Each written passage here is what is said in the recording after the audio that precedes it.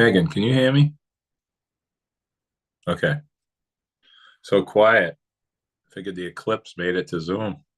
I think we're just waiting on Dave. He should be getting here.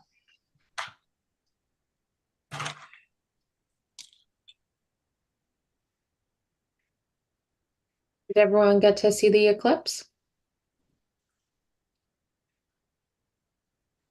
No. Very cool. Watched it in Vermont. It was amazing. It was completely dark and freezing cold. Really? So what did you think? Well, my neighbors were making a bunch of racket, so I couldn't actually focus on whether the birds stopped chirping or any of that stuff, but it was great. It was really, really fantastic. Nice. Jealous. Yeah. Oops. Is everyone here? Bazooka Joe, I see, is present.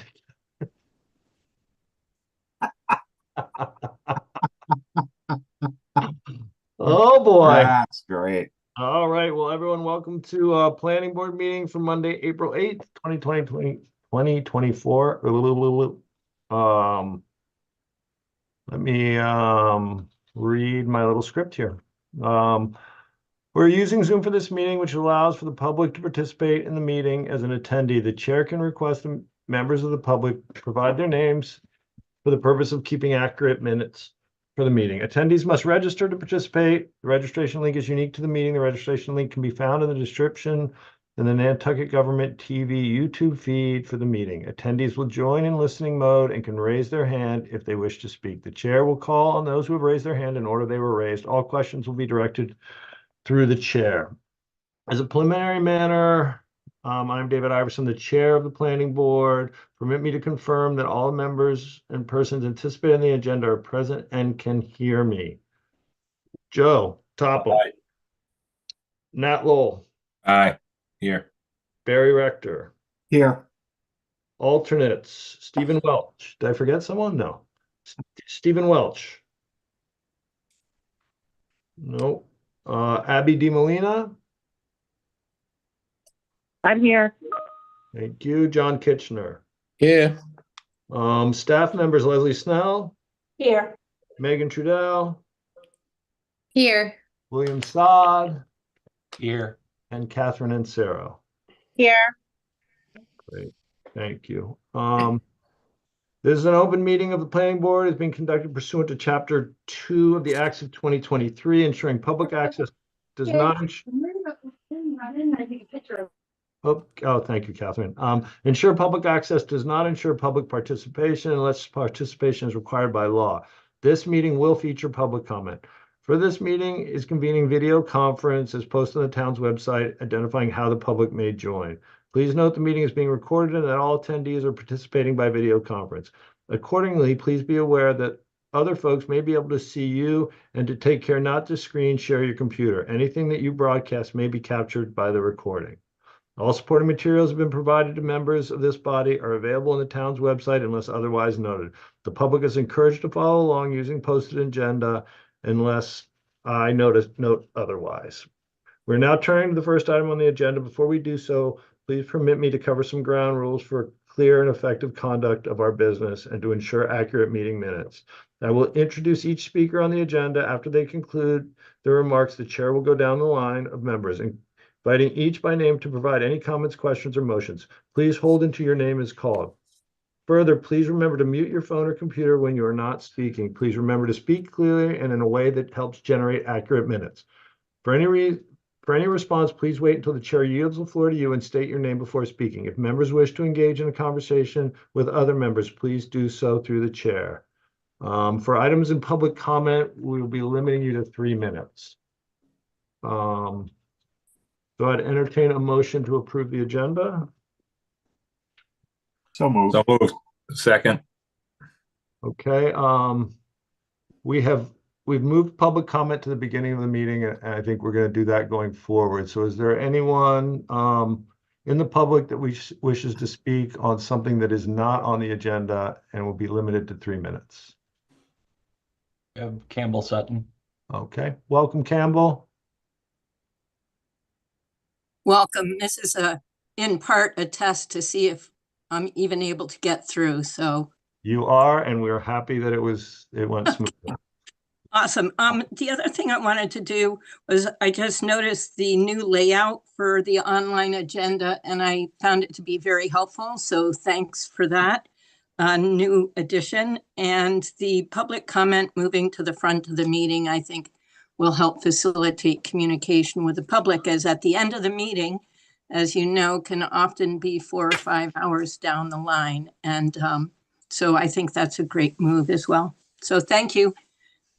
Great. Thank you, Campbell. I agree with everything you said. Barry, did you have something to say?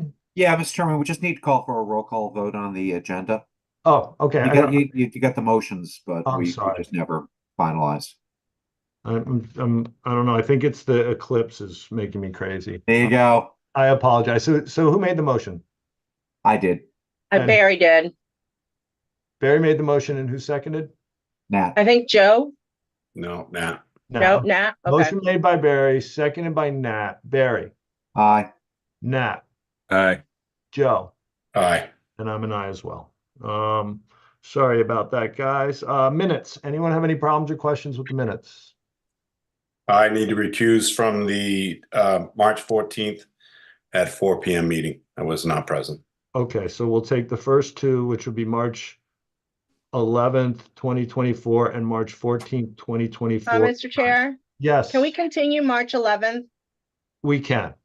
Okay, and the last two we can move forward with. Okay, so we'll take March 14th, 2024 at 9 a.m. by itself. Motion to approve. Second. Motion made by Nat, seconded by Barry. Nat, Aye. Barry, Aye. Joe, Aye. and I'm an aye as well. March 14th, 2024 at 4 p.m. Motion to approve. Second. Motion made by Nat, seconded by Barry. Nat, Aye. Barry, Aye. and I'm an aye as well. All righty. And I'll make a motion, Mr. Chair, to continue March 11th, Oh. just for professional purposes. Good call. Motion made by Nat, seconded by Barry. Nat, Aye. Barry. Joe Topham was the seconder. Aye. Oh, But I'll sorry. go to aye as well. Seconded by Joe. Aye by Barry, and I'm an aye as well. All righty. Next item on the agenda, Miss Judy Barrett, welcome. Good to see you. Hi, how are you doing? It's nice to be here. Good to see some familiar faces. Hey, Judy. So, do you want me to jump in at this point, or? Yeah, jump right in. This is I guess I should introduce. This is just an update on the master plan. Right. So just to point out to everybody, I'm joined today by someone you've not met before, and it's Alexis Lancelot, who's a senior planner here, who's going to be doing a fair amount of the kind of background work and coordinating this project. So did we just lose the slides again? Who's running the slideshow? Am I or are you? No, I am. I had an issue. I was pulling it down and putting it right back up. Oh, okay. All right. Because I mean, I can screen share if you need me to. Oh, hi, everybody. Nice to meet you. Alexis Santolata. Welcome, Alexis. Thank you.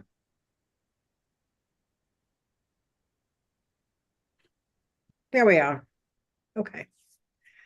So Leslie and I started talking about this a few months back, about what an update of the existing master plan might look like and how it could be done, as efficiently as possible, because these things can get pretty expensive. And a lot of planning work has been done in Nantucket that's not reflected in the existing master plan that was approved way back in 2009. So really, I think the way to think about this project is that it's bringing the master plan up to date to reflect all the work that has been done over the last several years, and be able to identify planning work and other implementation that needs to be done on a going forward basis. So next slide.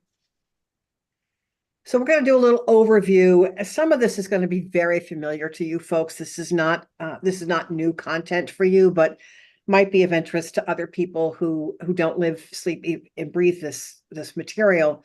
We'll do a little overview of the Massachusetts statute, kind of what the prevailing practices are out there among other Massachusetts communities. Take a look at our scope and our schedule. Talk a bit about community participation and then take any questions the board may have. Next slide.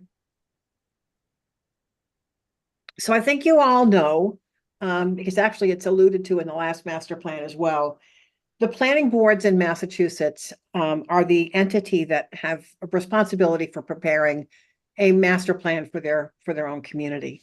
Some people call it a comprehensive plan. Some people call it a master plan. Some people call it a comprehensive master plan.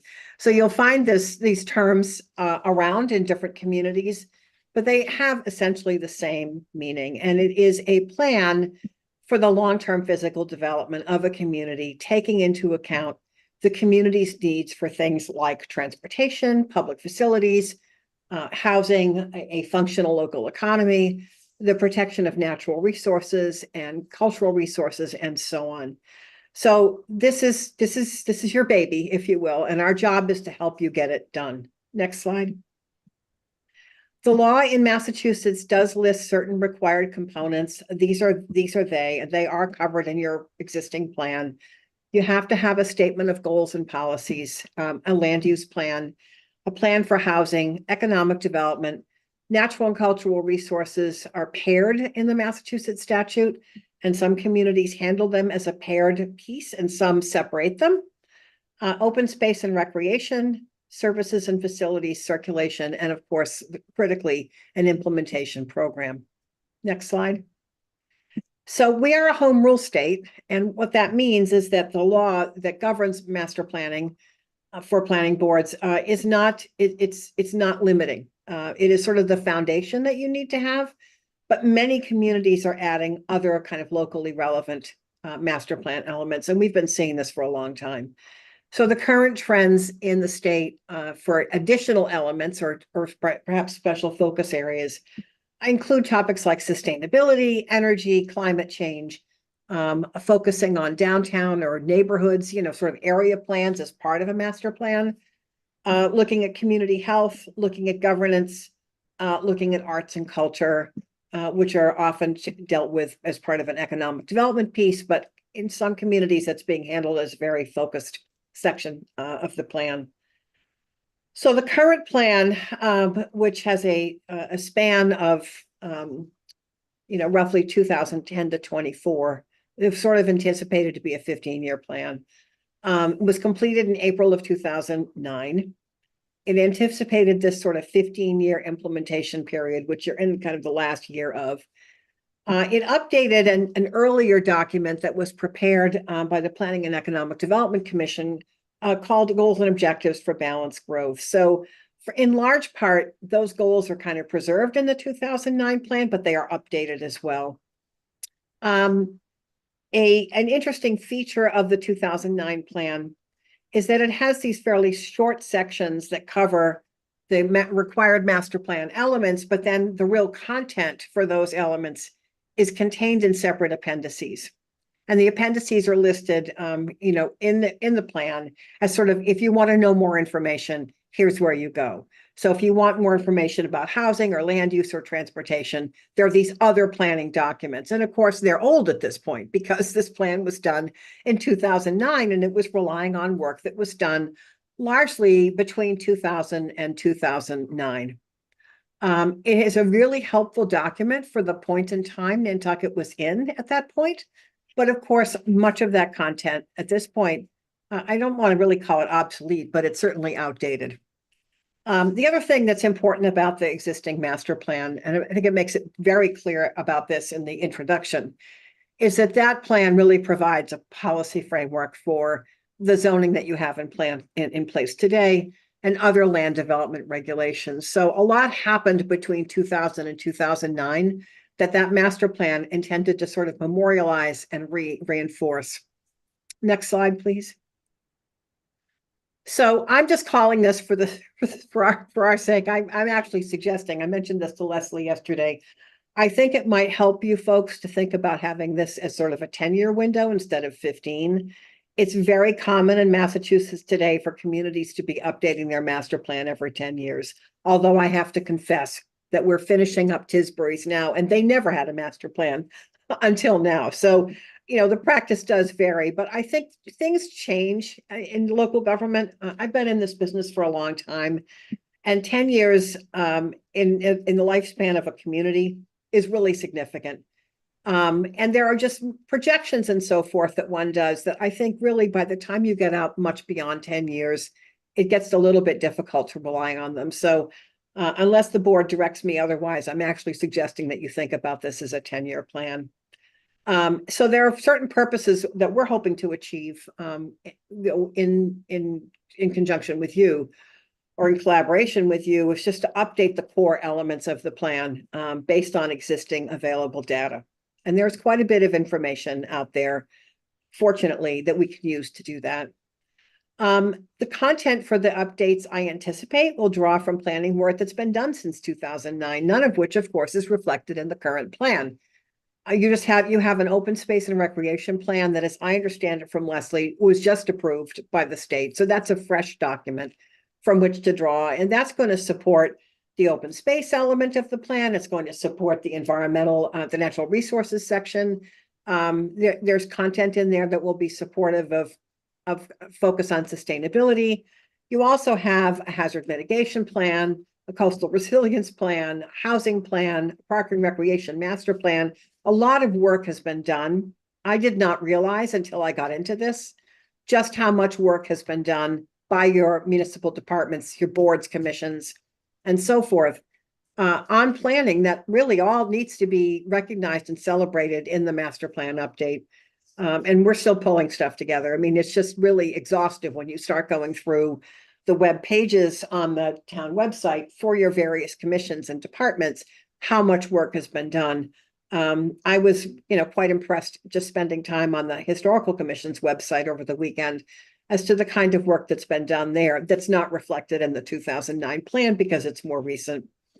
And also, of course, in things like the community profile and such, we're going to draw from available economic and demographic data. Fortunately, communities have not had to wait for 10 years for a while now to have a sense of who they are, because we have access to tools like the American Community Survey to really give you a pretty close snapshot, obviously based on estimates, but kind of an updated snapshot of who you are as a community and who's there. So those are the sort of purposes I anticipate, trying to meet. Next slide. We certainly want to consolidate those post-2009 plans and make sure that people are aware of them and that the information in them is now brought into this new document. We want to update the baseline for each element of the plan to the extent that we can find the information to do it outside of all that planning work that's already been done. And we may run into some holes that we can't fill within our scope, and we'll let you know when that happens. I do want to sort of emphasize that we're not bringing up to date all that other planning work that may have been done 7 or 8 years ago. We want to make sure it gets reflected in this master plan. And if something is relatively easy to update with available information, we will certainly do it. But we're just not scoped to kind of do everything sort of whole cloth all over again. And that's not really necessary because so much work has been done by your boards, commissions, your staff, and other consultants. And I think the real key is to get all of that unified in one place. We'll certainly review the implementation status of the recommendations in that 2009 plan and figure out with you what's been done or what wasn't done, what worked, what were the obstacles. Are there things that didn't get done but are still relevant, and did they stay in this plan? What's new that needs to be added that really wouldn't have been on the horizon in 2009? And the other thing I think we want to keep an eye out for, because you have so many people, different boards, commissions, et cetera, involved in various aspects of planning, you want to make sure that there are no conflicts between those plans. because we don't know like who's is there anybody actually looking at all these plans when they're pulled together? So we're going to be looking for potential conflicts and there may be none, which would be great. Next slide, please. What comes out of this, I think, is sort of a new and updated implementation program. Communicating with the public, I think this is really important about the status of master plan implementation. Sometimes when we go through a review of, well, what was done based on the last plan, the town staff will have a perception of what was done. The planning board may have a perception of what was done, but the public perceives it very differently. And so that could be an issue of, needing to manage expectations. It could be communication. It could be that the public doesn't really understand what the intended actions were. So we just want to understand who knows what. I think the other thing that's important for you folks, especially in Nantucket, is to have a way to review your master plan implementation on a predictable annual basis. So you don't get to 10 years out and people are debating whether something was done or not. And the other thing that's helpful about having an annual review process is if something comes up that no one could foresee today, there's a way to deal with it through an amendment to the plan rather than waiting 10 years, which is simply not necessary. So I think we want to look a little bit at how you sort of live the plan as it goes forward. And then also to identify any additional planning work that probably needs to be done, which goes beyond the scope of this master plan, but becomes part of plan implementation, which is part of what happened last time. Things are identified, you need more planning work, it gets laid out in the implementation program, and over 10 years, it gets done. Next slide, please. So the scope and schedule are pretty straightforward. I think you've all seen the contract anyway, but you can go ahead to the next slide. There's sort of critical tasks laid out in the contract. Mobilization is really where we are. It's like understanding what you've got, who did what, when, and how relevant, reviewing all these plans for what content is appropriate to incorporate into the master plan. We need to develop a community engagement plan early on here, and I'll talk a little bit more about that in a minute. But a lot of what goes on in the early months of any master plan is what we call the inventory and assessment. It's the effort to make sure that what you think you have is what you have. To be able to sort of document what are the existing conditions today for the different elements of the plan. And that just takes time. There's no shortcuts for it. Out of that inventory process, we typically end up seeing kind of what the critical issues are. And those become a basis for talking about what needs to go in the implementation program. What are the appropriate recommendations of this plan?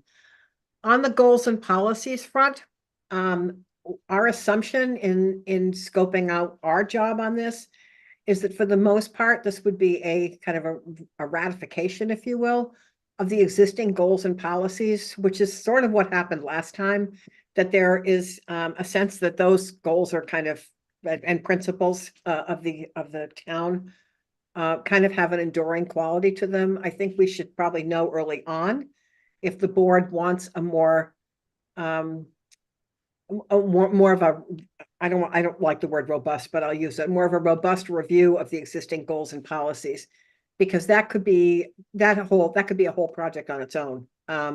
So we went into this assuming that for the most part, we would be perhaps doing a mild update of the existing goals and policies, but not fundamentally reinventing them. So I think early on, we're going to have a discussion with the planning board about the continued relevance of the existing goals and policies, or where do you see potential changes needing to be made. Certainly the implementation program, you can't have a master plan without one. We would be including that as well in our scope. And then, of course, submitting a draft and final plan for the board's review and approval. The approval of this does rest with the planning board. It's not a town meeting thing. It's not a select board thing. It's very clear in the statute. It's the planning board that prepares the plan. And it's town meeting and all these other boards that have an implementation role. So, of course, they need to be consulted in the development of this plan. But ultimately, it's the planning board that needs to decide whether to approve it. Next slide. So our community engagement scope is, it's narrow. We have agreed to do sort of 2 community meetings. One or both remote. That's up for discussion. At agreed upon intervals during the planning process. Exactly when those should happen should be laid out in the community engagement plan. Early on, however, we have built in time for what I call stakeholder consultation meetings. Those will all be remote for each element of the master plan. So you kind of know, and we're going to be relying on staff and other, input from the board for the folks we most need to be talking with, who really know the topics. People who really are involved in housing. I kind of know that one because I've been so involved in it, but who are the real stakeholders for economic development? Who are the real stakeholders for open space and conservation, or natural resources, or transportation? So we can talk to them, because you certainly don't want to, exclude people, but moreover, they have a knowledge base that will make this plan much better, so that it's not just coming out of the heads of a few people. So that engagement will happen early on. The sort of formal community planning sessions come a bit later. We agreed to do some type of an online presence. It might be what we call a story map. And I think that's probably the best way to do this because it can support some interaction. But it also provides a way for the public to sort of go to a site and say, where are we with this master plan process? So we will do that as well. And then provide just periodic content for your website, planning department's website, whoever wants to be the sort of lead web page for updated master plan content. We will certainly provide that as well. So that's sort of our scope for engagement. And as I said, the first thing we need to do is get the engagement plan developed, which we will work on now. Next slide, please. I guess that really was it. I mean, that is the scope. That's the plan. We're aiming to finish this by the end of the year. Which is kind of ambitious, but that's the plan.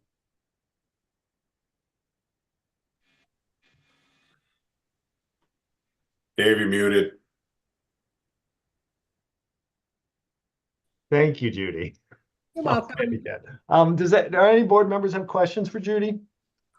Or Alexis, either way? Yes. Is that you, Nat? Yeah. Yes. I didn't put my hand up. Sorry. Judy, you just proved why we have to try to hire people that already know what they're doing on Nantucket. That was brilliant presentation. You hit every single thing imaginable. I had a lot of it written down, and you hit every one of the things I had, plus a lot more. So I would just try to, I'll just ask you a couple of things related to a few of the things you said. The town, the select board strategic plan, and this is, old, but that doesn't mean old like historic. It means early on with the tailored zoning, started in 2005 and 6. And compared to what we've done now is a long time ago in theory. But the strategic plan stuff, I think we need to make sure that we're not redundant or, stepping over or whatever, finding a way to collaborate anything that's connected, because that's the first thing. Yep. That would be you said that about 3/4 of the way through. That was good.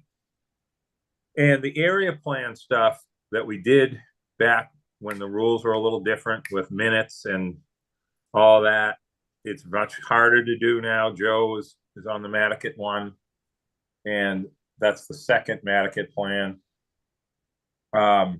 I think we need to work on that. I know that's NPDC, but it's still related in all this. And that's sort of another thing I wanted to say is this confusion between the NPDC and the planning board is still I hate to say it, that is taking on a whole new issue with public perception and it's weaponized and all kinds of different things.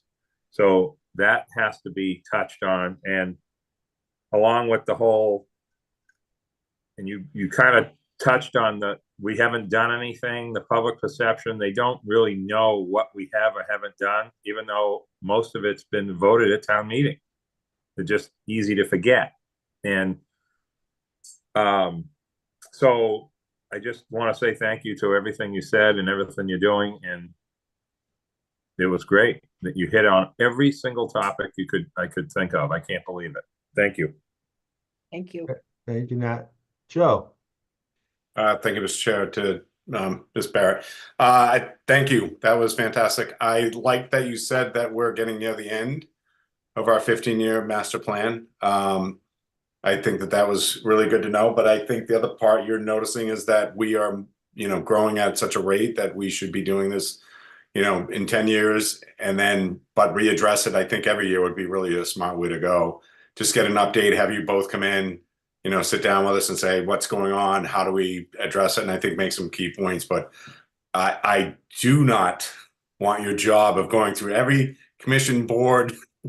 There's a lot to digest on the town of Nantucket, but as Nat alluded to, and what I've heard around the street is that you do an exceptional job and you're very good at your job. And I think that we're in good hands. So I'm looking forward to seeing a report, hopefully by the end of this year. So I don't think you're going to have a happy summer because of this, but I wish you all the best. But no, thank you. That was great. So thank you. Great. Thank you, Joe. John. Thank you, Mr. Chair. Ms. Barrett, I think I can call you Judy after the long work, STR work group sessions. Judy, for me, as a planning board, this next 8 months, this is probably the most important thing we have to be a part of, because once it's baked for a while. So some of us perhaps more than others, but I'll just speak for myself. I would love to be as involved in this process as I can be as an alternate board member. So, but I'm also aware of all of the open meeting rules that we sometimes had issues with the STR work group. And, are there any kind of ground rules about how individual planning board members can interact with you without running afoul of open meeting laws?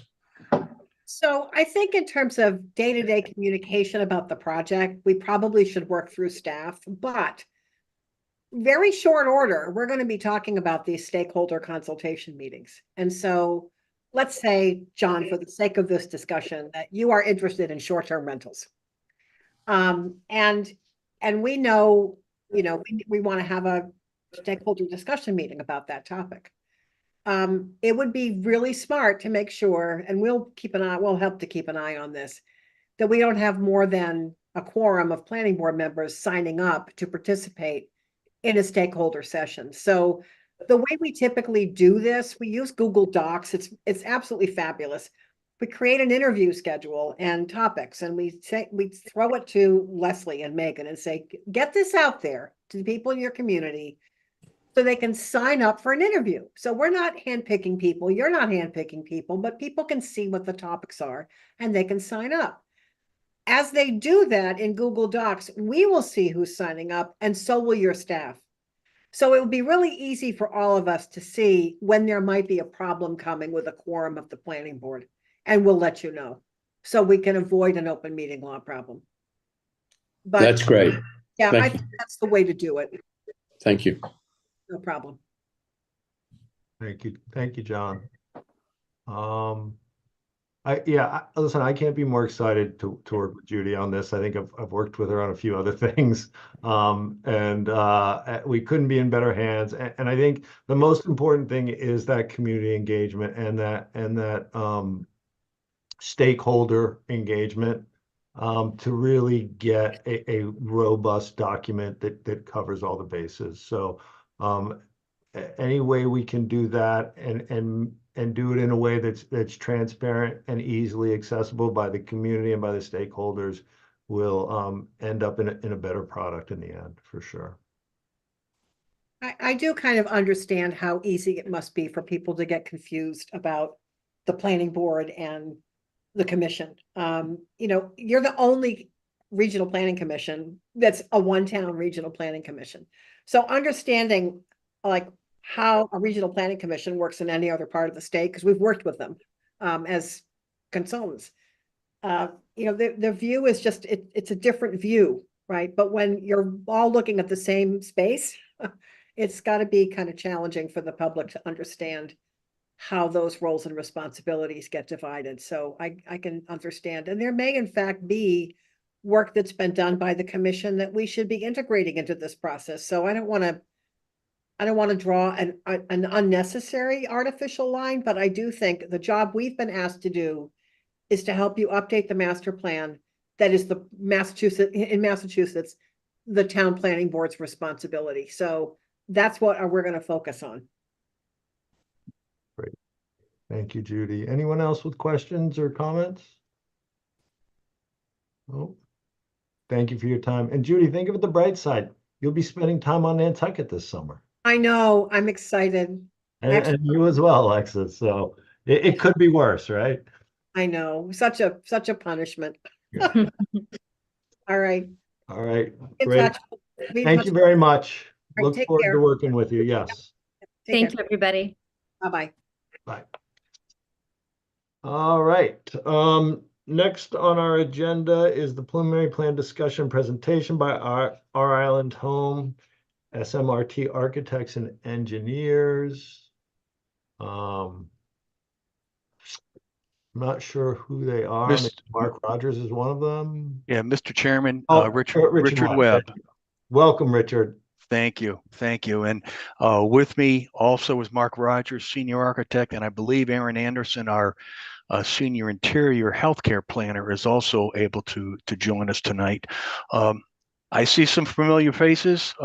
Just a quick, for those who aren't familiar with SMRT, we are a full-service architectural and engineering firm located in Andover, Massachusetts. And we've had the pleasure of working on a variety of projects on the island. Probably one of the most substantial ones is the design and construction of the intermediate school, which was completed back in 2017. What we'd like to do is just take a very, like 10 or 15 minutes and just quickly give you an update or an introduction to the project. We are just beginning the project. This will carry on for a while here now, the design period. But again, we just wanted to give you this initial quick introduction to the project with much more discussion and formal submissions to this to the board here probably later this summer. Next slide, please.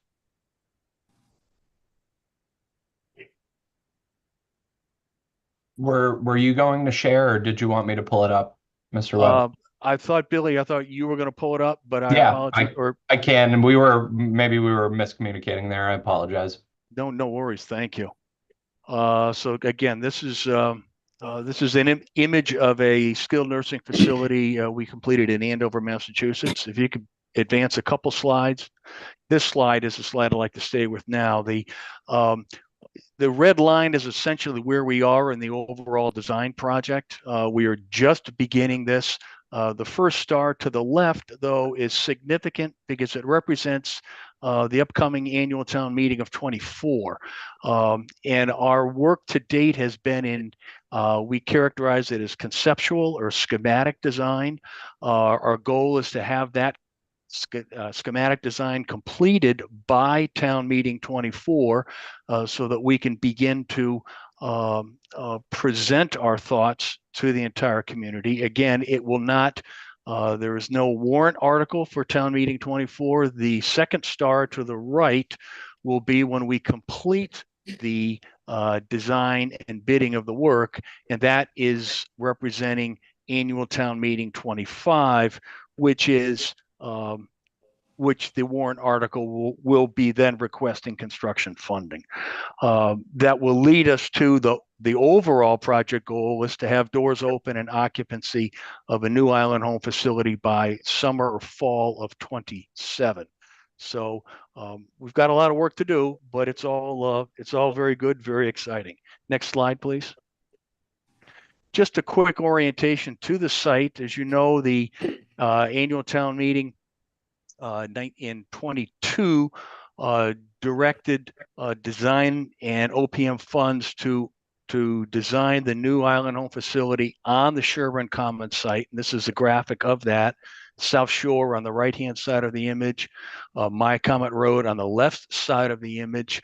And it's about a 20-acre site. And you can see how Sherburne Commons really concentrates their development in the center of the site. So as we looked at the parcel, we have been looking at essentially the east and west ends of the property for potential location of the new island home facility. Next slide. And this is same site, a little bit different graphic, a little cleaner graphic, a couple points that I'd like to highlight. On the left-hand side of the site, that pink or red area that straddles our property and the land bank property is the identified locus 1 site of archaeological significance. It has a 50-foot buffer recommended non-disturbance around that. So that is certainly in a site condition that we want to respect as we look at our property. Switching to the right-hand side of the site, those dashed red lines just to the west of the staff housing, those are the existing sanitary sewer force mains that extend from downtown all the way to the wastewater treatment plant. They are fairly old. They're fragile. The town is in the process of upgrading a new force main in South Shore, but these two force main lines will remain in play and need to be respected as we look at the eastern portion of our site. We have completed conceptual design, and essentially we are recommending, and the steering committee is recommending, the focus of the new island home facility at the east end of the site. We do have, as part of the development of Sherburne Commons, we have 50-foot side yards on both the north and south portions of the property, and a 75-foot setback off of South Shore. So what we are, Mark and Aaron and I, we are designing a facility that essentially tucks the facility in between the setbacks and between the force main itself. We are using and proposing to use the existing Sherburne Commons access drive as our drive as well. And actually, if the entrance to the facility is proposed at the facing the west, and we'll have a little more detail in a site graphic later on that. But one of the impacts of choosing this location is underneath, not legible here, but underneath that proposed building are the two existing Sherburne Commons staff housing duplexes, and actually 4 were approved, 2 have formally been built. So as a part of the selection of the east end of the property for the new facility, we are looking at the replication of that housing at the west end of the site. And there's much discussion continuing regarding, is it a relocation? Is it reconstruction? One of the options that is being considered is new construction for the staff housing and actually taking the 2 existing duplexes and bringing them down on a much more little shorter and very straight run, so to speak, get them as staff housing down at wastewater treatment facility. So there's a lot of different options as we look to solve the staff housing issue, understanding that we as part of the community, we want to do everything we can to address not only the existing Sherburne Commons staff, but continue to provide staff and employee housing for other employees and other agencies. Next slide, please. And this just graphically shows you how that housing might be considered at that west end of the property. Next slide. This graphic really now begins to spend a little more time with this to highlight the site features for you. Again, we're proposing to use the existing Sherburne Commons entrance drive at the north end of the site, and use that also as our access. The main entry and parking area is on the west side of the force main, so the main entry has a warm western exposure to it. We are able to locate the parking and also develop a landscape buffer to protect the easternmost existing independent cottages. From a parking and circulation perspective, this building is proposed to, it will have 45 private rooms, the same number of residents that are currently in Island Homes. So while we are essentially replicating the same number of residents, we're also looking at it from a parking and circulation perspective and replicating about 50 parking spaces for the public and staff, with a dedicated drop-off area at the center of the facility. A key focus of the project's design has been connection to the outdoors. And as we look at this project, we have 3 outdoor terraces, and we kind of characterize them as morning, noon, and evening. So along closest to South Shore at the eastern end of the project site is an outdoor terrace that again will have optimal eastern morning exposure. Moving to the south, there is a southern facing outdoor courtyard area, and then working around to the west, there would be a more late afternoon or evening type of outdoor plaza or courtyard area. Continuing with that theme of connection to the outdoors, you can see we have 2 internal courtyards within the structure of the facility. These are not enclosed, they are open air, but one to the north and one to the south that again provide the residents with strong connections both visually and physically to the outdoors. And the one of the advantages of these 2 I'll say interior courtyards is it certainly helps immeasurably in terms of security for the residents. They can enjoy the fresh air, but it's not, we don't have to worry about them wandering off, so to speak. Next slide. I'm sorry, stay with that. Just one more slide, please. Thank you. As you look at this facility, the upper left, upper right, and lower right wings are the resident wings, and the lower left is service and living and dining areas and nurse and staff support, that sort of thing. So we've got 15 resident rooms in each of the wings. We are proposing some, as we are included in that is one hospice wing, one hospice room, one room for a person of size, and also trying to develop much like in a hotel where there's a connecting door between 2 rooms, it might allow a couple or friends to be immediately adjacent to each other in the new facility. Lower right portion of the site plan, there is a maintenance garage that can service both not only Sherburne Commons, but the Island Home facility.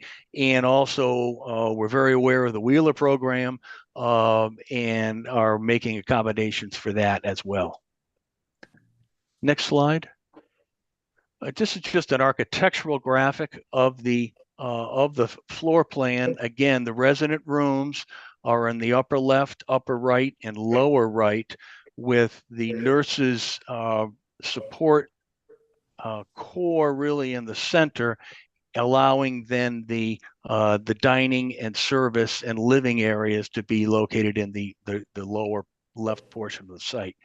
You will notice the two connecting links that we have at the north and south ends of this facility. Really important, not only for the residents, so that they, as they walk around the facility, they are never confronted with a dead end corridor. They are able to make loops, for lack of a better word, and also for staff. So if you can imagine, a staff member is in the upper right, southeastmost quadrant, and assistance is needed in the lower right, they can immediately cross over. They don't have to work all the way back down the hallway and around through to get to the party in need. So these are really important, both from a resident perspective and from a staff perspective as we operate the facility. I should point out, as much as the number of residents remains the same at 45, with this layout, we have been very, very aware of the staff needs and the struggles in terms of maintaining numbers of staff on the facility. While this facility is bigger square footage wise, it's bigger square footage because we are all now going to private rooms, but the staff count is really essentially the same. And that's a very important consideration as we look at the overall impact of the projects and the finances of the project. Just a couple more quick slides, just some images. Again, we are very, very early in the design process. We have not yet talked to HDC. This tonight is our first discussion with you all, but we will be, again, the intent is to be sharing progress throughout this next year of design. But this is a view from South Shore Road. It is a one-story building. That being said, with the roof lines and the shed dormers, we are looking at this attic space as very valuable space for us for mechanical equipment. And that allows us to have mechanical equipment and access to it that is separate from the day-to-day operations of a skilled nursing facility. But it is a one-story skilled nursing facility. Next slide. This is now from the west end, west side of the project, essentially kind of from the Sherburne Commons side of things, looking at the main entry area to the facility, and then lastly, just an aerial view, again showing the resident wings. South Shore Road is in the background there, and you can see the turnaround and west-facing entrance to the facility. Again, we are at a very early stage. We haven't even quite completed schematic design yet, but really wanted to share this with you to give you an update.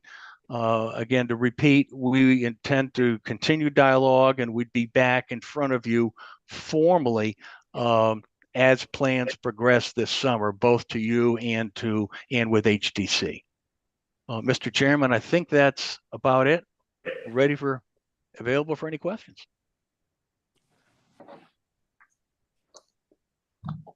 Great presentation, Richard. Thank you very much. Questions from the board? John, I see you have your hand up. Thank you, Mr. Chair. Richard, that was extremely helpful, and looks great. You mentioned that the number of rooms or beds is identical to what we currently have in the existing building. Do you know how many of the existing beds are actually used? And if it's all of them, is there a waiting list? I'm just wondering how, what the logic is about capping this off, this brand new building at the same number of residents that we currently have. Thank you. Sure. I think the current census is in the high 30s. It was, excuse me, it dropped off. It was in the low 40s, dropped off with COVID, has rebounded to about, I think it's the high 30s, 39 now. I think actually, if I could go back to the slides, I'd like to highlight that floor plan slide, if that's possible. Yeah, I'll get Billy? up for you, Dick. Oh, Yep. Mark, thank you. Mark, our senior architect, is going to bail me out on this question anyway, John. So, yeah, the reason I'm asking, Richard, is that as Judy Barrett mentioned, making sure that everything that we do in our master plan is all, is synchronized. I mean, we are living on an island where housing is becoming critically unaffordable for most people. And I'm not sure whether with an aging population, whether that means, in fact, there's going to be an even greater need for rooms in the new facility than we currently have, just because housing is going to be so unaffordable for senior citizens and older people. So that's really the reason for my question. No, and it's very appropriate, and it is something that we are addressing. Again, trying to balance existing need with costs, and at the same time, to your point, what we call future-proofing this building as much as we can. And so what we have done is, again, the trend in skilled nursing facilities is not semi-private rooms. It is single rooms. That is the basic intent with each of the private residence rooms. But we do have 12 rooms, and Mark is highlighting one here. We have 12 rooms that are larger than the standard private resident room. And the reason they're larger is that they could, in the future, if need be, accommodate 2 beds. They could turn from a private resident room to a semi-private room. And so what that does, that effectively gives us the capability to add another 12 beds to this facility that still meet all the regulation and code requirements of a skilled nursing facility. So we are trying to, as best we can, future-proof this, at the same time understanding that the initial construction would have 45 private rooms, but could be expanded, again, the number of 57, with understanding that 12 of those would be semi-private. Okay, thank you. Great. Thank you, John. Thank you, Richard. Joe. Thank you. Richard just answered one of my questions. I like that there is flexibility later on if we had to put 2 beds in there, or if husband and wife sadly were entering into the here. But I think it's going to be a great facility. I like that you've taken into consideration the walking and being able to get around, because speaking from my mom's perspective, she loves to go out for daily walks. So then I really think that helps them. And then myself being in a hospital, that is one thing that just really, the nurses, you got to walk 4 times a day and you have to be able to go up and down the hallway. But I was always looking for a loop, give me somewhere longer to go. Yeah. So I think that this is fantastic. And I believe there was a plan earlier where you were connected to Sherman Commons, the main building, and I think that was kind of done away with. So can you just kind of give us an update why that kind of, was separated? Thank you. Yes, I think in the conceptual design phase, I kind of just jumped to where we are now with the eastern end of the site. But we looked at a lot of different configurations and locations on the site, and one of them, Joe, was to begin to try to attach physically or programmatically attach Island Home to Sherburne Commons. The real complication is the building codes for a skilled nursing facility are totally different than the building code of how Sherburne Commons was built as an assisted living facility. And so the best way to describe it is that the residents in a skilled nursing facility couldn't use any part of Sherburne Commons. Sherburne could come to Island Home, but Island Home can't go to Sherburne. So that immediately began to create, as you can imagine, on a relatively tight site, we need to be as efficient as we can with our square footage and our planning. And so it really became a problem to begin to try to connect the two. Yeah, and thank you. And I just wanted, I got wind of this, so I don't know, 6 or 8 months ago. And I just think it's important for the public to know that you did look at all different options, and knowing some of the codes, not as deep as you do, but that there is that disconnect. There's only a one-way path, sadly. But it does make sense why that is that way. But I just really think that's looking at the space and have that internal garden area where people can at least look out. There's something beautiful to look at. I think they'll be kind of really nice. Everyone has a glass. Everyone has their own window. Everyone gets natural light. I think that's fantastic. And as much as the walking on the inside, I think, later on, maybe some path that goes around where people can just kind of interact and walk around with the family, I think would be really important. But I think so far you're on a great path to success. So thank you. Thank you. And I think, this is, while we weren't able to physically connect the buildings, we are trying to look at ways that potentially there's some space in Sherburne that might be able to be developed for some staff housing. A lot of the nursing staff for Island Home don't live on island. They're there for a couple of days and then they're off island. So we're trying to be as creative as we can with all the spaces, both existing Sherburne and in the new proposed facility. But one last point is, one of the real advantages of the Sherburne site, to your point of outside walking, we now have the ability to everybody can. There aren't any building codes that prevent us from walking all around the property, and so we want to take advantage of that. Yeah, exactly. And yeah, I mean, one of the things that we were looking at when I was prior board of a private school was we were looking to maybe have the on home bus come, and then some of the members come and read to the students.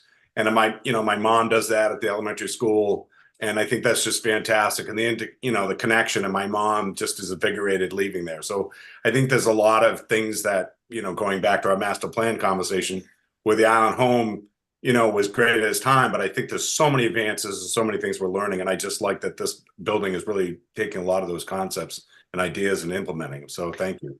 Certainly. And as we develop the plans further, Mark and Aaron will have much more discussion with you, presenting some of the inner workings of the facility and the living areas and the activity areas and all the different sorts of rooms that we are proposing in this facility.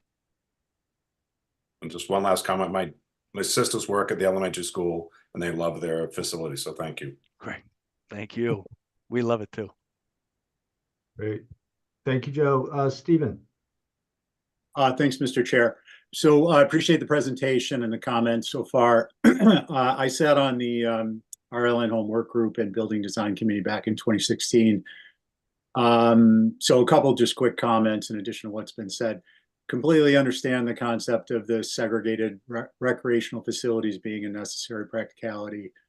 I think the courtyards, that was a big concern, and the opportunity for the occupants to have like a visual, natural interaction, even if it's passive, is incredibly important. That's one of the things that came up in the studies and information we were provided. And the other, which was keyed on with the idea of transitioning from private to semi-private or dual bedroom, is also, one of the things we looked at, I'm sure you were looking at the information, but just to put it back out there in the wild, is that the designs be, really forward-looking, transformational in nature. It's important due to various factors, obvious changing demographics, and with those changing demographics, the need to modify what services may be provided. So looking forward to hearing more about it. Thank you. Thank you, Steve. Thank you, Stephen. Any other board members?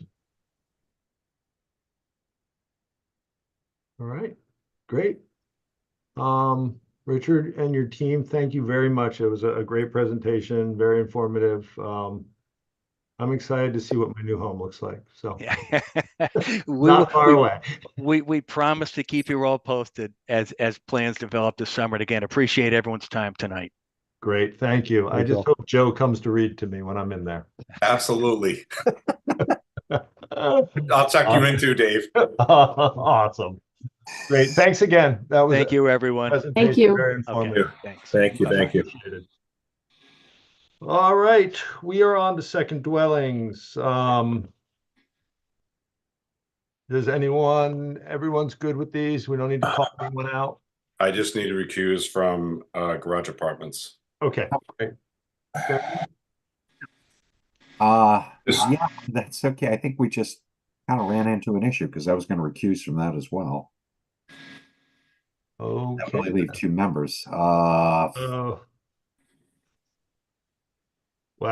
Yeah. I would have to defer to staff on what we do there. Yeah, Well, I know Joe is the architect on that project, so he certainly has a conflict. Barry, can I ask what? Yeah, you can, as a matter of fact. One of the philanthropic organizations I belong to, Robert Sarkisian, is also part of that organization as well too.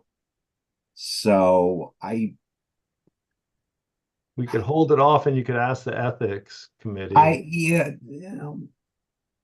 Truthfully, I just, so that there's no perception that's there. I mean, I have tried to do these things before and know I can act in an unbiased fashion on it without any equivocation whatsoever. But just so that I was thinking better to step aside from it, just so the perception wasn't there that there was some type of potential conflict. Good night. Yeah. So I think if we push this a month, it's not going to affect Robert's building. Okay. Okay. So let's push it and get a read from ethics and I'm sure that it's going to be fine, but yeah, the atmosphere we're operating in, we're better to hold off. That's why I was going to recuse. All right. Much appreciated, Barry. No problem. But we're good with the second dwellings. So let's move ahead with those. It's 7 Surfside LLC, 7 Surfside Drive, Town Line LLC, 4Field Ave, Peter S. and Kathleen Benson at 152.5 Surfside Road. Do you want to do the tertiary as well? Yep, we can go ahead and add the tertiary at Town Line LLC, 4Field Ave. So with that, I'll make a motion at this point is that we approve both the secondary and tertiary dwellings as submitted with all the appropriate findings and conditions as needed. Second. Great. Motion made by Barry, seconded by Joe. Barry. Aye. Joe. Aye. Nat. Aye. And I'm an aye as well. Okay, we're on to A&Rs. Mr. Chairman? Yes, sir. I'm so sorry to bother you. Do we want to make a motion at this Yeah. point to continue the garage apartments for 1 month? I make that motion. And I'll second. Continue that. Thanks for keeping me honest, guys. Motion made by Nat, seconded by Barry. Nat. Aye. Barry. Aye. Joseph. Aye. And I'm an aye as well. Okay, on to A&Rs. I want to pull 37 Cliff Road just for some clarification on that, if I can. So maybe I can just get clarification and we can vote them both if that's all right. Is that okay, Meg? Yeah, that's fine. I actually brought over Paul Santos, who's the surveyor on this. He may be able to better articulate Okay. what's going on here. Because I know he was able, I myself had questions during the review and Paul was able to clarify for me. So Great. Yeah, I think that would be helpful. Welcome, Paul. Hello, thank you. Yeah. So- Well, let me just fire out my question, I think. Sure. And it's just, so this is not a new 4181L. This decision is based on the original 4181L that was used to subdivide this property? Well, correct. The property is already subdivided. Yeah. It's the nature of how this was originally subdivided. There's some cross easements, driveways and so forth. And what our attempt here was to just simply adjust a lot line and move basically an undersized parcel from one of the properties from 37, move it to 41A Cliff Road. And essentially, actually what it will do, 41A will now become completely compliant with the zoning regulations. Frontage, area, R factor, all of the ground cover.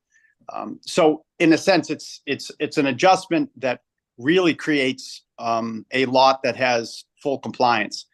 And the only reason, obviously, the 81L comes into play is because 37 would be pre-existing non-conforming with regard to ground cover and one side yard setback. So that's essentially what we are proposing to do. Okay. I understand why. I'm not doubting anyone. I've had people reach out to me and ask, and I just wanted to make sure that we were clear that this is not a new 181L. We're just basing this on the original decision, which gives us the ability to do this. Correct. Okay. Yeah, the lot's already, this has already been subdivided into 3 lots previously. Yeah, Yes. yeah.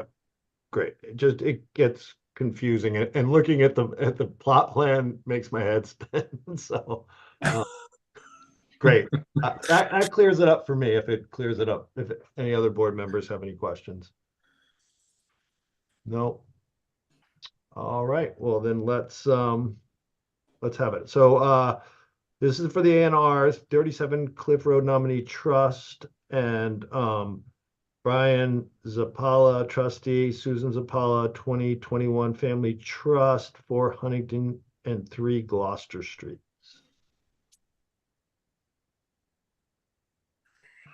I'll make a motion for both plans. A second. Okay, great. Motion made by Barry, seconded by Joe. Barry? Aye. Joe? Aye. Nat? Aye. And I'm an aye as well. Great. Thank you. On to County of Nantucket Waite Drive. This is a 4181I. I don't know if anyone else had a problem, but the link didn't work for me in the packet. Was that my computer, or did anyone else have that issue? Guess that was just me. So I don't. I'll let Leah. Billy, can you screen share this one? Okay. Do you have it available? So the last time you all did a 4181I, it was to take that portion of Young's Way and convert it from a private road to a public road through a county taking, as county takings don't require a vote at town meeting. They just go through the county commissioners and the planning board. So what this does, it's a little bit different. Waite Drive is already laid out as a county roadway. However, Billy, if you go back to that aerial for a second, or this one, or either plan, you'll see there's a cul-de-sac in the original layout. Well, the actual plan on the ground now reflects that connection to Amelia Drive, and the town is going to be constructing dormitory for seasonal staff housing, kind of in that cul-de-sac layout. So this is the process to eliminate the cul-de-sac and formalize the connection to Amelia Drive. So the planning board is step one of the two-part process here. It'll then go to the county commissioners. So it's basically just housekeeping, cleaning up. Yeah. Yeah. Exactly. Yeah. Perfect. Thank That's, you. that was my understanding. Great. I'll make a motion to endorse. Second. Great. Motion made by Nat, seconded by Joe. Nat, Aye. Joe, Aye. Barry, Aye. and I'm an aye as well. Okay, on to previous plans. We have a request for an extension by Stephen Welch at 13 Waydale Drive.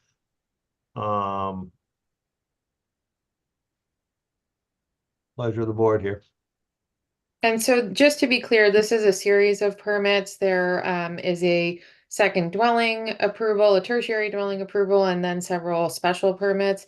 So a special permit for a driveway access, special permit for a secondary lot, special permit for a tertiary dwelling, and special permit dealing with the front yard setback. So this proposal requests a 3-year extension.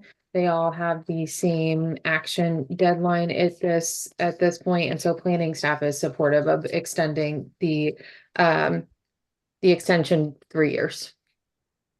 The only thing I wanted to add to that is we would update the secondary and tertiary letters to reflect that extension as well. Stephen. Thanks, Mr. Chair. Procedurally, I just wanted to state for the record, obviously, some of these I want to be activated on, but that I am involved in these and recused from the proceedings. Thank you. Great. Thank you, Stephen. All right, folks. I'll make a motion that we approve the extension as submitted. Second. All right, great. Motion made by Barry, seconded by Nat. Barry. Aye. Nat. Aye. Joe. Aye. And I'm an aye as well. Great. We are on to electric company DBA National Grid 15 Candle Street. So this is another extension request. They actually only requested a 1-year extension, but just to keep things consistent with how extensions have been approved in the past, we recommend you actually do a 3-year extension on this. So moved, Mr. Chair. Second. Motion made by Barry, seconded by Nat. Barry. Aye. Nat. Aye. Joe. Aye. And I'm an aye as well. On to public hearings. First one is a request to be continued to May 13th. Greg Gowacki, 11 and 13 Miller Lane.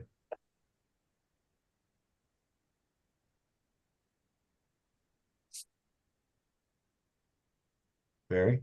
There's nothing formal we need to do with this right now, right? No, if you want could to just, accept- if you could take a motion to continue, that would Fine. be Yeah. great to the Then- May 13th meeting. So moved. Second. I'll give that to Nat. Motion made by Barry, seconded by Nat. Barry. Aye. Nat. Aye. Joe. Aye. And I'm an aye as well. Okay. On to 47 Wall Street LLC, 47 Wall Street, an application for a second curb cut, I believe. I'm promoting Mark Avery because I think he's here on behalf of Ron Winners. Okay, I don't see Ron on here. great. Welcome, Mark.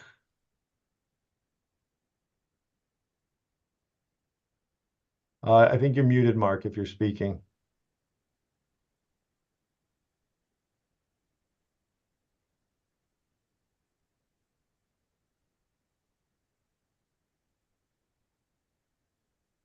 Mark, you're still muted. Billy, if you want to pull up the site plan, just while Mark's trying to get his text situated, I think I could probably quickly go through what they're requesting here. Can you hear me now? Oh, Oh, we there you got go, you. Mark. Yeah, welcome, Yes. Mark. Okay, thank you very much. Sorry about that. No problem. What we're proposing here is the owner of this property, his name is Rick Jackson. He's an elderly man and has mobility issues. That being, he gets around on a electric scooter, and he has a special equipped ramp van that he drives, but has difficulty with his shell driveway, and the topography of the lot is a bit sloping. So our proposal is to do some connecting walkways and ramps on the lot, but also we were hoping that the board might consider a second curb cut for the property so that the van can drive in one way and not have to do a whole turnaround, which is difficult in the space, and come back out onto Wall Street. And then we would want to pave the driveway rather than have it as shell. The property now has a large established hedge in the front of it that would screen much of the driveway. Right now it's a turnaround, and we would extend the turnaround all the way to the other end of the property and then back onto Wall Street if that's possible. So essentially that's it in a nutshell, and I'm happy to answer any questions you might have. Great. Thank you, Mark. Board members, questions? Yes. Raise ahead. my hand. Mark, how are you, Mark? Nice to hear your voice. Great. Yeah, good to see you. Can I just ask you, when you look at the number one's picture, it shows the shell turnaround little thing. So if we grant the horseshoe, are you going to eliminate the largeness of the way that's parking area is set up so they can just drive through to the other side so no one has to back up? That's right. And you're kind of Yes. making it more uniform, and so you'll be extending those hedges or whatever material you want to plant. Am I kind of seeing that right? Because you don't show the finished product in the picture, so that's why I'm asking. On the site plan that was just up, it kind of showed what we were talking about, I think. But it does, but not like, okay, I see. So that little marking is I see now how it's getting removed, and they're making it go down further now. I see it now. I wasn't looking at that. I didn't catch that. I see. So you're going to make it look the same on both ends. Yes, exactly right. Okay, good. The reason I'm asking is, and I broke my own rule. I didn't get out and look at this one. You got to look at these. They're all different. But we had a couple like similar situations down here where they, we had the second curb cut was really for one small car a few years ago. So the horseshoe works, especially when it's not totally visual, and it keeps people from backing out in the street. And that's one of the most important things that, I personally like to try to eliminate that from happening as much as possible. So I see what you're doing now, and it makes sense. So great. I just wanted to ask about that largeness of the shells. Are you going to pave all the way the whole thing, or are we just paving the inside spot? Paving the inside part with a Belgian block apron on either entrance. Yeah. So that it gives it a little bit more rustic quality to it. Especially down there. Yep. Okay. Great. You good, Nat? I'm good. Thank you. Sorry about that. Joe. Thank you, Mr. Chair. Hey, Mark, how are you? Great, Joe. How are you? Good to see long you. time no see. Hey, Yeah. so are you in the VR zone, flood zone? So you're gonna have to go to the Concom. So the only thing I'm just worried about is I don't have a problem with the driveway. I think it's going to be, I understand why for your client. Just making sure that they don't have a problem with too much impervious surface. So I just want you to be prepared for that. You might have to look at something that's would allow for water to go through, more like Hatch's package store has that. Oh, aspect. right, yes. So just I I just wanted- appreciate that. I Yeah. appreciate that, Joe. I frankly, think that we are out of the flood zone there. It being very close though. Yeah, So just judging that's by very the good. amount of stairs up to the place, that kind of made me Yeah. wonder that the house is raised and this may fall into their jurisdiction. So just want to give you, but yeah, I think this will work very well for your clients. So I wish them all the best. Thank you. Great, great. Thanks, Joe. Anyone else before we go to the public? Stephen? Yeah, thanks, Mr. Chair. Are you going to activate someone on this? Yes. I just wanted to get a gauge on that. Comment wise, I mean, I'd suggest if we might, I don't disagree strongly with any of the comments that the members have made, but I'd suggest that we consider if this is appropriate for the area. And if we determine it's appropriate for the area, and we determine that in part it's appropriate given the specific conditions of the individual, one thought may be that this needs to be much less permanent to some extent, some of this area, than actual paving. Paving, I think, is going to be a difficult thing to get through under another commission, but that's a separate matter. The other thing I would suggest is, regardless of any of that, is to consider the concept, and this kind of keys off on what Joe was saying about pervious material, of having a good portion of this, which is, if you're looking at the plan and to the left, be a cobble in grass 2-track driveway that comes out, so that the character and setting isn't changed with respect to having a yard space in these small yard areas, but at the same time, it's functional. You can drive on it. There are areas that will be paved and will have access for the individual under ADA or ramps or otherwise, but it seems to me that it splits these two notions of permanent to access and something that looks a little more reasonable for the area. So just comment on that. Thank you, Mr. Chair. Thank you, Stephen. And you're activated, by the way. And I think that those are very good suggestions. Anyone else before we go to the public?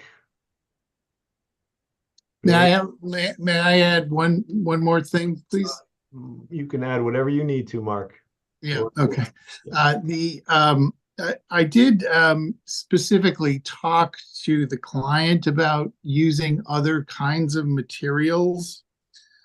His thought was, I'm not in a chair or on a scooter myself, so I can't argue with him about it, but he said, I just need it to be paved, is what he said to me.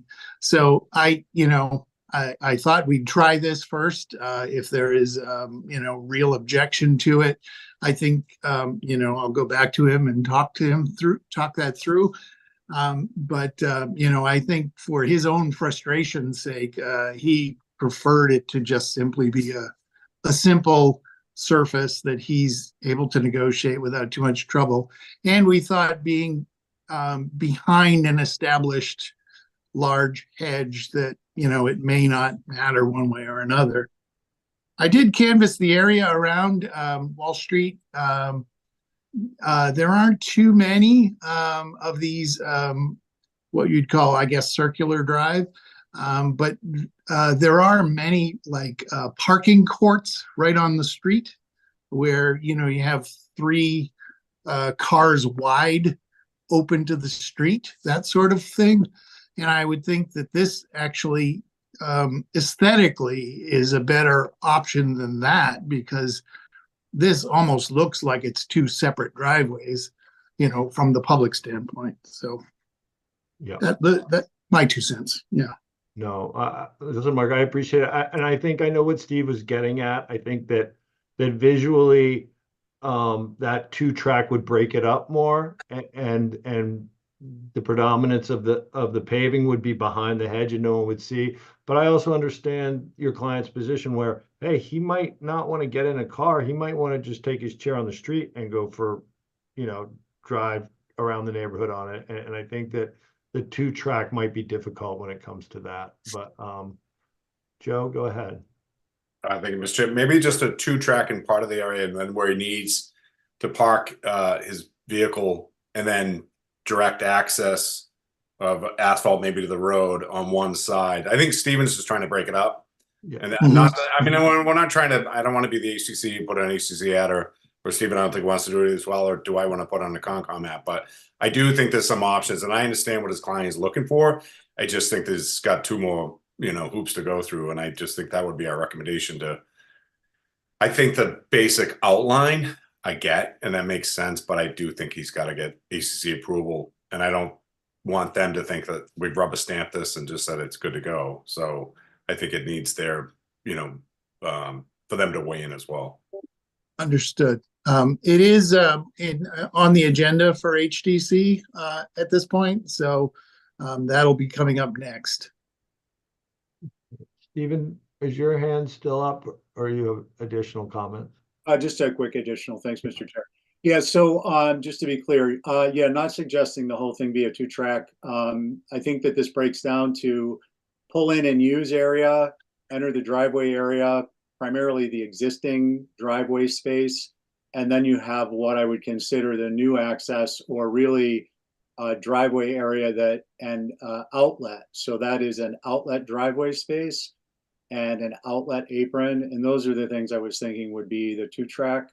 And along those lines, just again for clarity, that provides a lot of square footage for the individual to come out of the house, get on the paved area, go out onto the street with whatever mobility device they're looking for. And thirdly, I mean, for me, we ran across this in a pool out in West Wycombe at one time, where we did something for a particular individual. And I'm of a mind that this shouldn't be something that is terribly permanent, because if it's for the individual, then what we've created perhaps is something that it will be there in perpetuity, whereas the 2-track outlet portion is much more manageable as something that's there in perpetuity. So I'm not looking to create rebuttals. I just wanted to be clear on what my thoughts were. Thank you, Mr. Chair. Thank you. And just for clarity, Meg, what is our purview here? I mean, You mean in terms of material designation and things like that, or? Is our purview just the second curb cut, or does that travel into inside the property and what the materials used are? So typically you don't get into what materials are used. That would be the jurisdiction of the HDC. In this area you have, and I think ultimately the HDC agreed with that. But I think it's helpful, having Stephen's perspective as a member of the HDC, because you wouldn't want to create a situation where the planning board is then in conflict with what the HDC ultimately rules on. So, I mean, I think there is some flexibility there, but you want to look at the two cuts and perhaps leave the material determination to the HDC would be my advice. No, thank you. And I'm not trying to discount Stephen's suggestions, because I think they're great. I just want to be clear on what we're addressing here. And I just want to say possibly the Concom, just in case. And possibly the Concom. Yeah, you might want to have a conversation. Great. Billy, anyone in the public?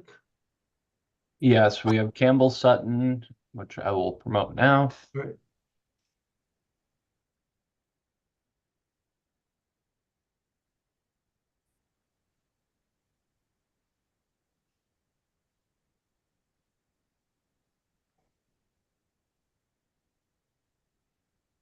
Welcome back, Campbell.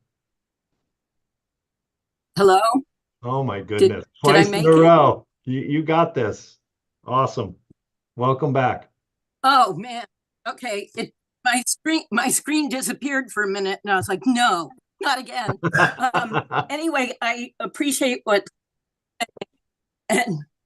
and because when I originally looked at this, I was probably against the idea of the second curb cut because it looks to me like there is enough room for vehicle to, to park and to back around inside the property. And in general, in these smaller areas, I'm sort of opposed to the second curb cut. But I understand the mitigating circumstances for the property owner. So, in that regard, I'm a bit more supportive. But I'm sort of wondering whether it's possible to have included on the approval stating the mitigating factor as the reason for the approval. I think Stephen was referring to that West Myacomet property that has at times become a precedent for other developments in the area. And I would prefer not to see that happen here.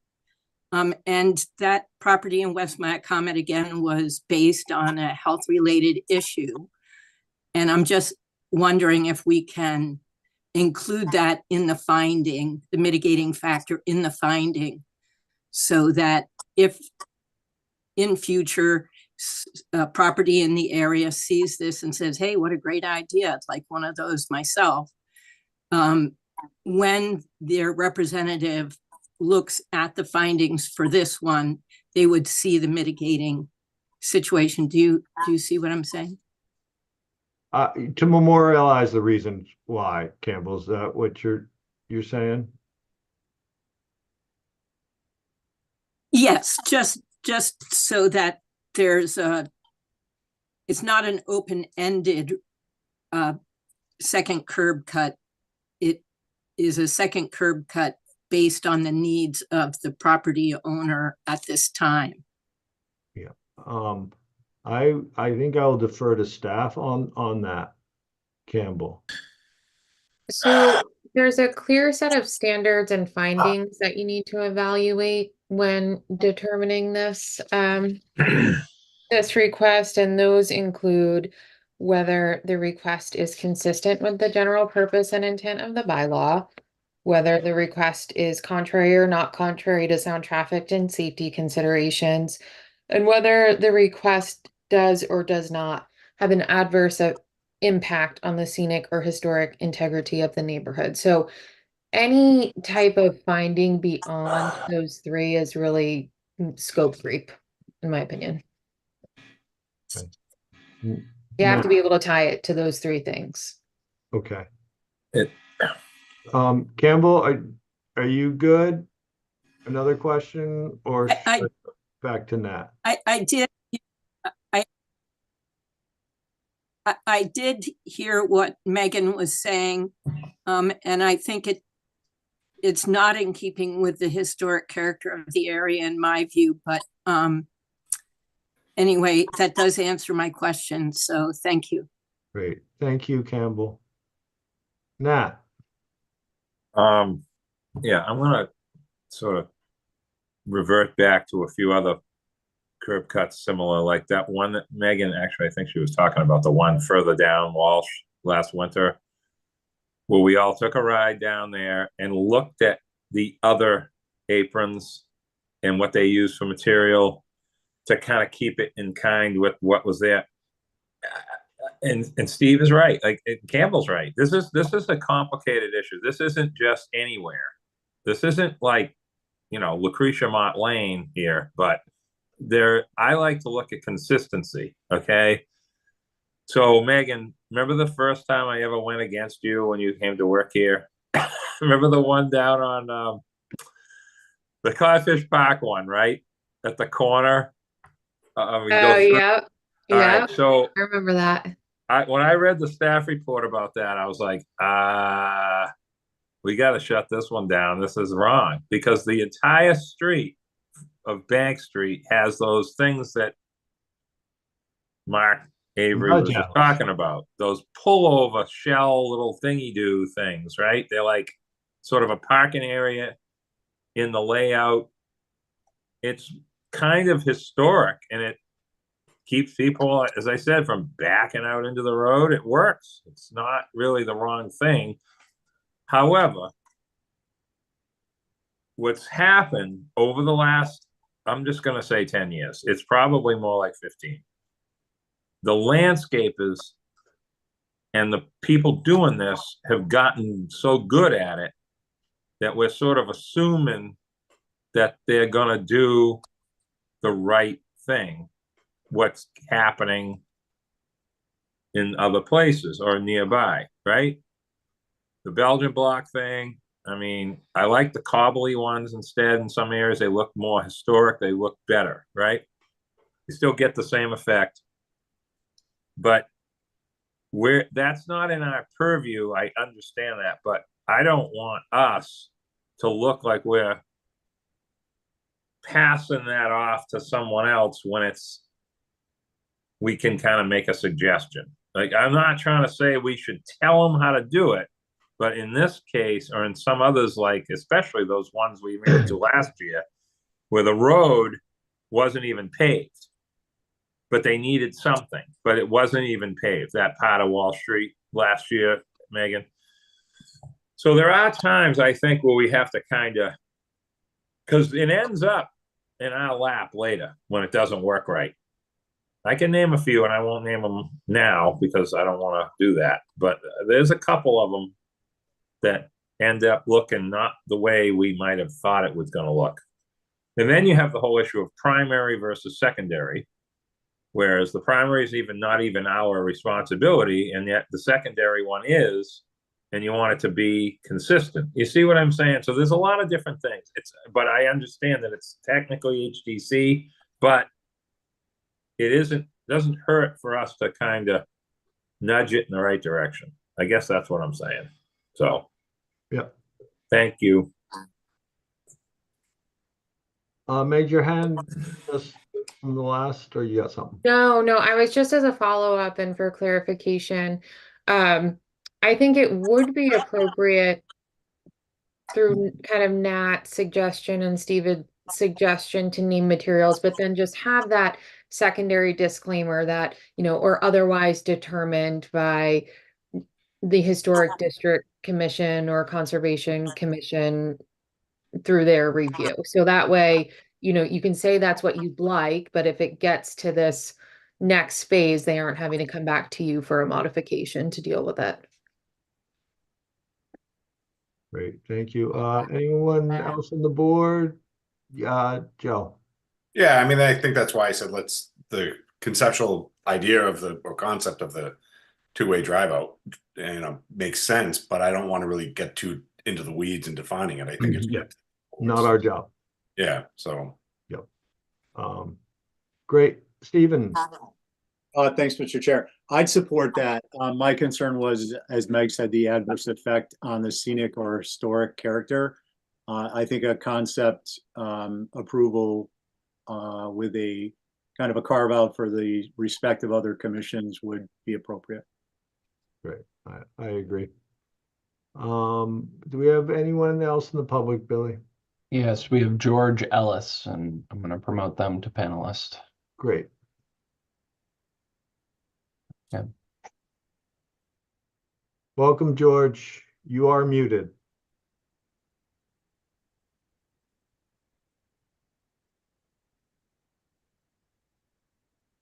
You're still muted, George.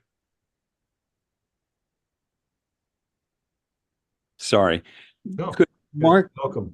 Could Mark Avery discuss the pathways that are also on the 47 Walsh plan? What materials are on those? I think he said wood, but I'll let Mark answer that. Mark? Yes. Well, we are trying to do the additional areas of access with as little impact on the site as possible.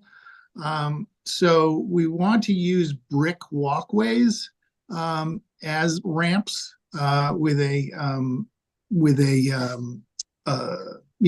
2-rail kind of a system against it and try to keep it essentially on the existing grades for the ramping.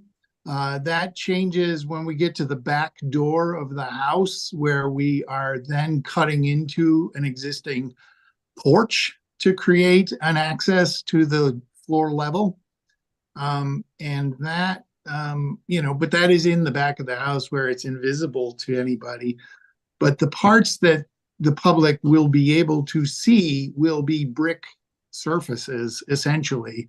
There will be a small loading area right in front of the front porch of the house, right next to the front stairs, essentially.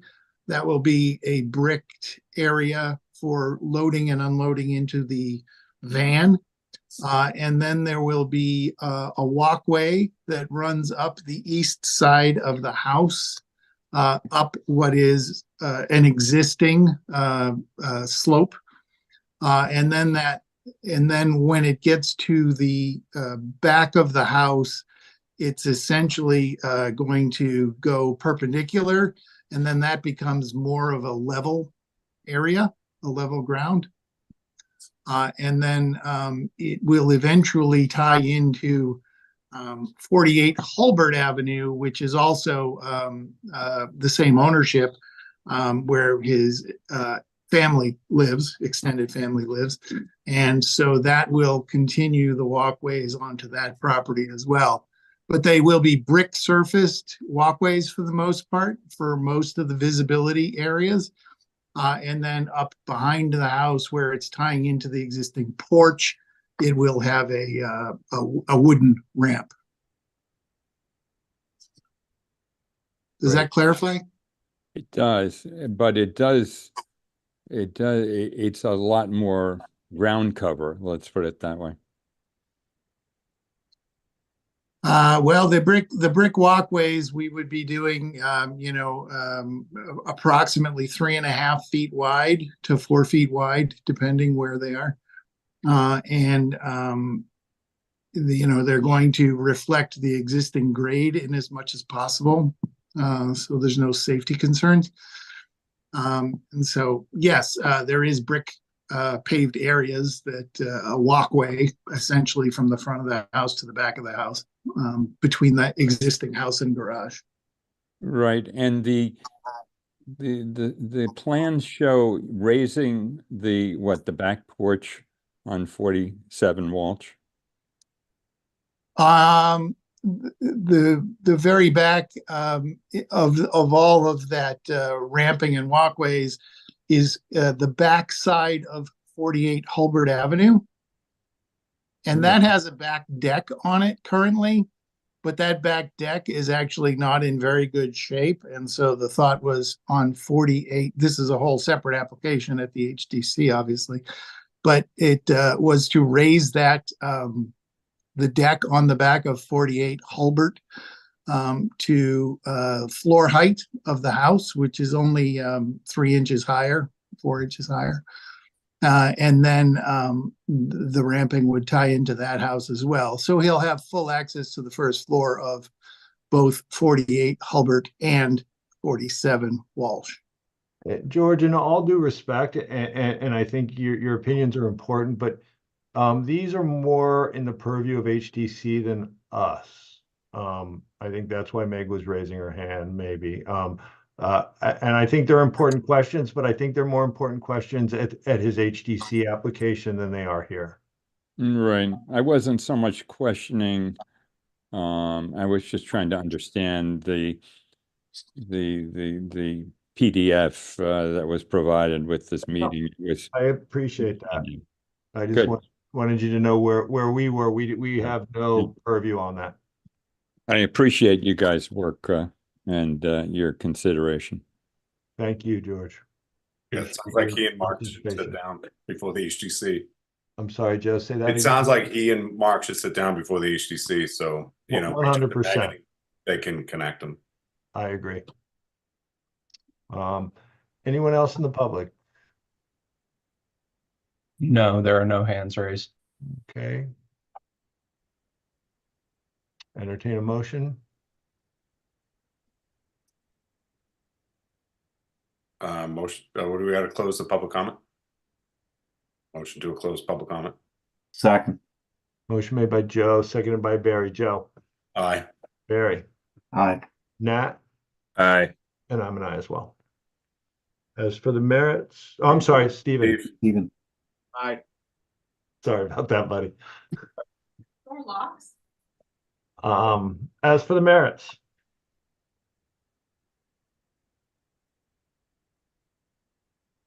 motion to approve with comments made by the board. Second. Second.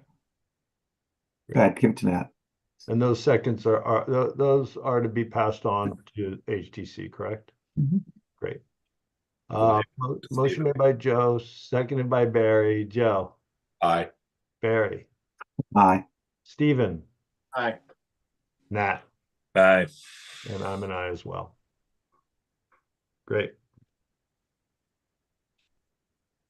On to Red Horse LLC, 65 Quidnet Road.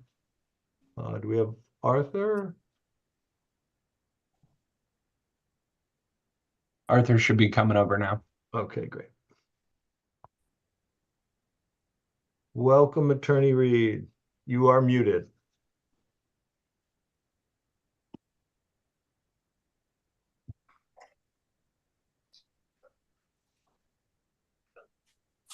There we go. Welcome, Arthur. You're muted still, though.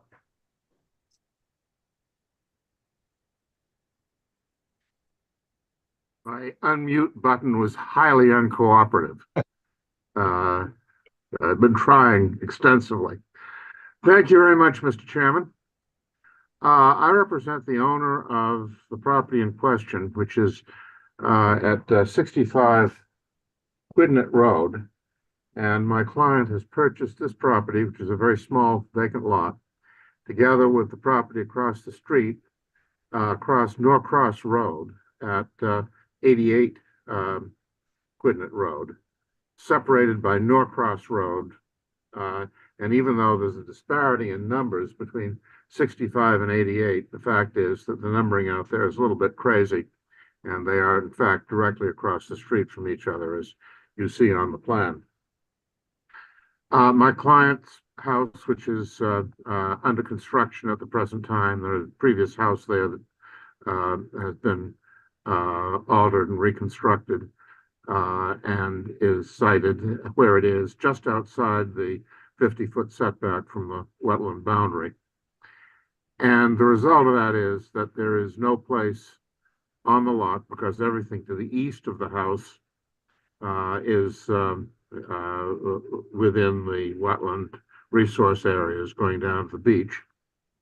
And the front yard of the property, which the HDC would probably not like to see a garage built in anyway, it doesn't allow room enough for it because of the front yard setback.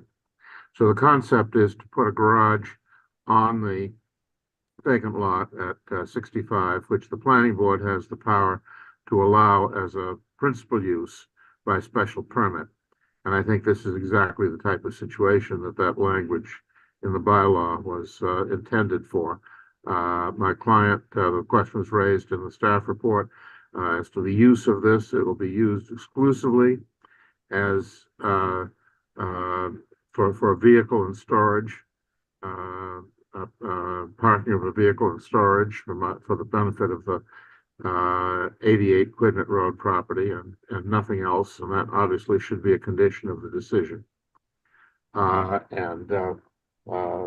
think that under those circumstances, I think it's, if anything, a benefit for the community to have a garage in that location. Again, it'll be a small garage, well set back from the corner, and it will enable my client to have storage without without having to use any of the outdoor space for it and so on, which I think again is beneficial. And I think that's basically it. Happy to answer any questions that the board may have. Great, thank you, Arthur. Board members, any questions for Arthur?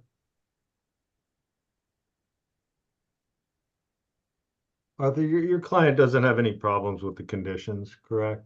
They're Not not at all, right? at all. Perfect, Great.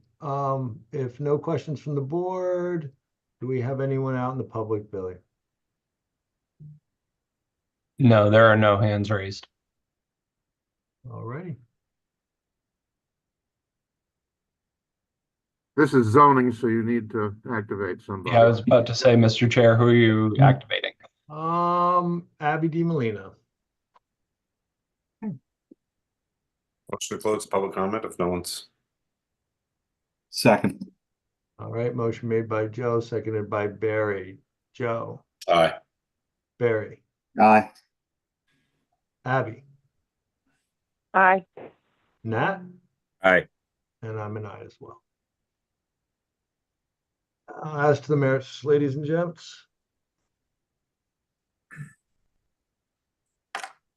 Make a motion to approve the applicant's proposal is consistent with the general purpose and intent of the bylaw and the 2 conditions.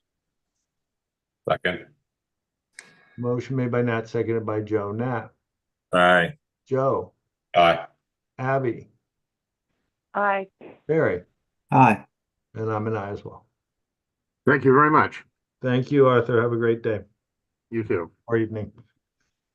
All righty, on to Stephen Cohen, trustee, 8 Wallbang, nominee trust, 8 Wallbang Ave. And Stephen's coming over right now.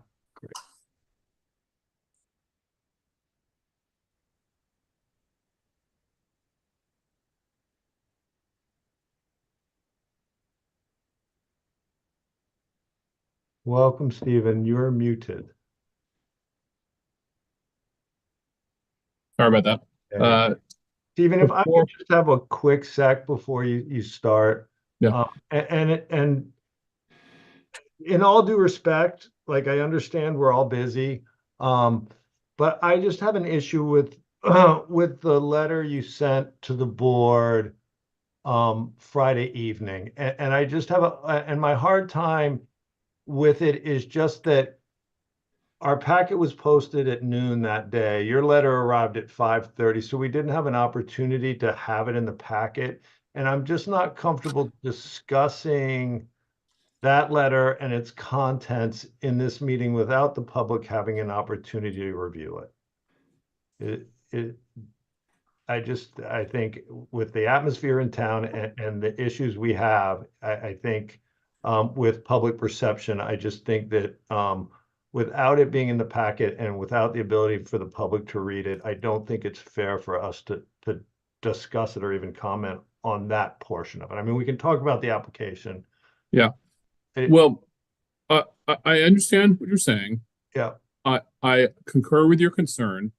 I would suggest a slightly different resolution, which is that I think that the information that was provided is relatively simple. And what I'd like to, I don't actually have to have submitted anything in writing.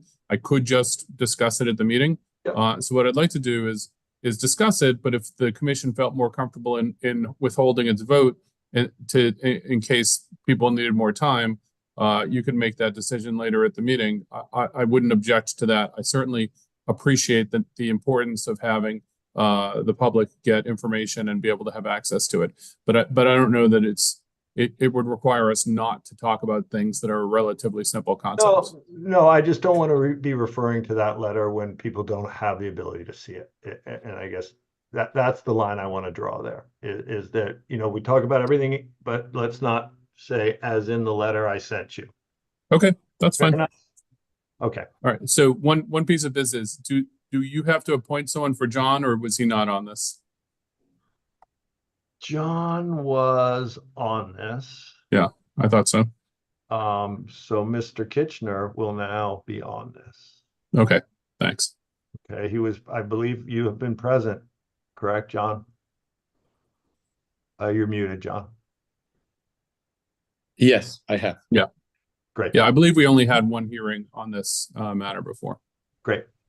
Okay, so I will remind the board without going through the details that this is a previously approved development of a residential lot in the MMD district. There was previously 2 structures on this lot, and they have both been demolished, or actually one was demolished and one was recycled. Maybe they were both recycled. I don't remember, but sort of, I think I know at least one was recycled, and this is a replacement of those. So the house is being built. It's under construction now, and we're coming in with a few amendments. So one of the things that we're proposing to add is a 198 square foot shed. One of the things we're proposing to do is install a generator, which would be just to the left, yeah, right there, which would be below grade in what we call a vault on the site. We would have a pool, propose a pool of 20 by 40, which is 800 square feet of surface area, and coping not to exceed 30 inches around it, with no additional patio proposed for the pool. And the pool equipment to be located either in the shed or in a crawl space under the shed. And to make some updates to the plan. The previous plan allowed for 1,800 and 75 square feet of decks and decking and covered porches. And we're proposing to go up 249 square feet to 2,124 square feet, which is primarily some boardwalks that go from the house to the driveway. And if you were to look at the other plan, you would see those essentially make up the difference. If you look at those yellow things there, that's essentially the difference in the square footage. I'd also note that the cellar access on the right side of the house used to be a large deck, and now it is essentially a below grade entry with a small landing area. So instead of that being a surface level deck, it's a below grade access. Although it takes up the same, it's I think 280 square feet smaller than was previously proposed, but it takes up an area that was proposed as above grade or at grade decking, and is now substantially below grade. So those are the differences. At the request of, I believe it was Stephen Welch, but it might have been multiple members of the commission, you asked us to look at could we give back some of the disturbed area as a way to try to mitigate some of what was being proposed. And so if you look at this plan that's up there, there are two areas that are proposed to be renaturalized.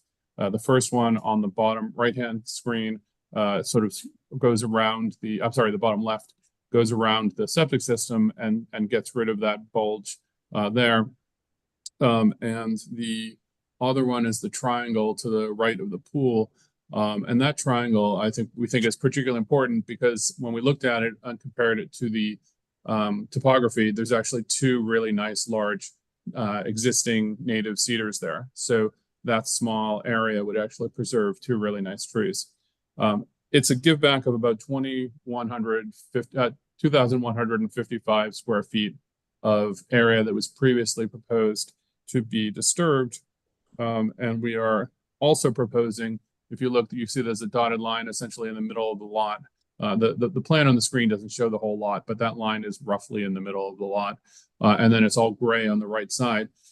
And what we're proposing to do is put a restriction in place that would essentially keep that area naturalized, except for a couple of things like a walking path or wildlife habitat, like an osprey pole or barn owl house, or bird habitat structures, but not human use structures.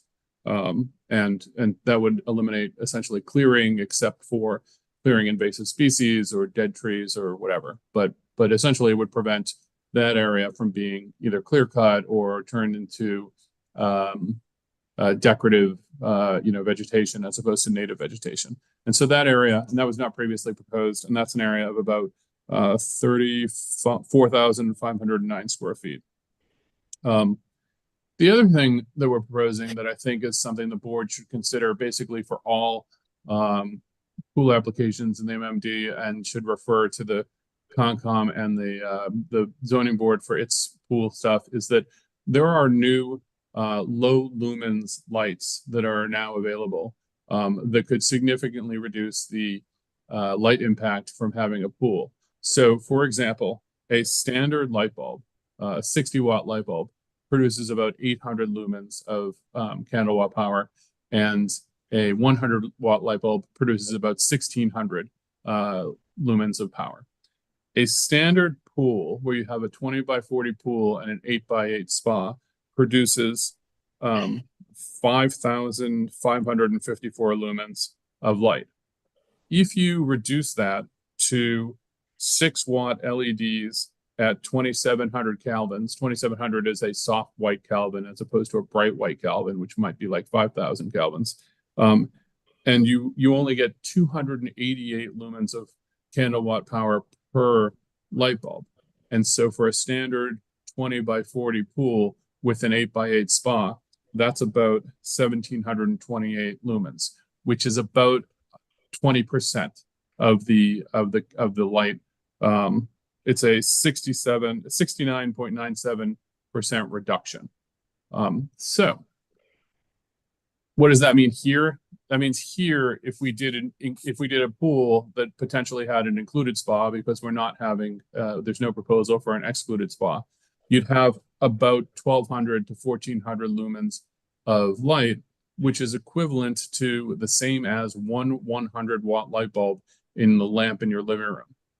As a comparison, modern headlights from a car are 3,000 to 4,500 lumens of candlelight power. So, we're talking about something that would be about the quarter of a typical pool and slightly less than, a standard living room lamp. I think that is a significant, increase in the way we could decrease light pollution, not just in the MMD, but something we should look at island-wide. And in fact, those lights that I'm talking about are dark sky compliant. They're not dark sky certified, which is a technical term, but they're compliant with the dark sky rules. So that's what we are proposing here. I've also put together a fairly comprehensive list of conditions that I could read through if you want, but that go through all of the ways in which the board could mitigate all of the issues that we think have been raised here. I'll skip reading it because it's 18 lessons. The board has seen it, the staff has seen it. If you want to get to that, we can talk about it, but I don't think you want me to read it. So that's basically where we are. I think the major takeaway here is that since the last time we talked about it, we have proposed lighting that is at essentially 20% of what was proposed, of what people typically think about, and we proposed a give back of disturbed area, and we proposed an additional restriction on roughly nearly an acre of land. So that's sort of the new stuff in a summary. Thank you. Thank you, Stephen. And I should also note that Brian Madden from LEC Environmental is here if you have questions on the environmental impact. Great. Thank you, Stephen. Board members.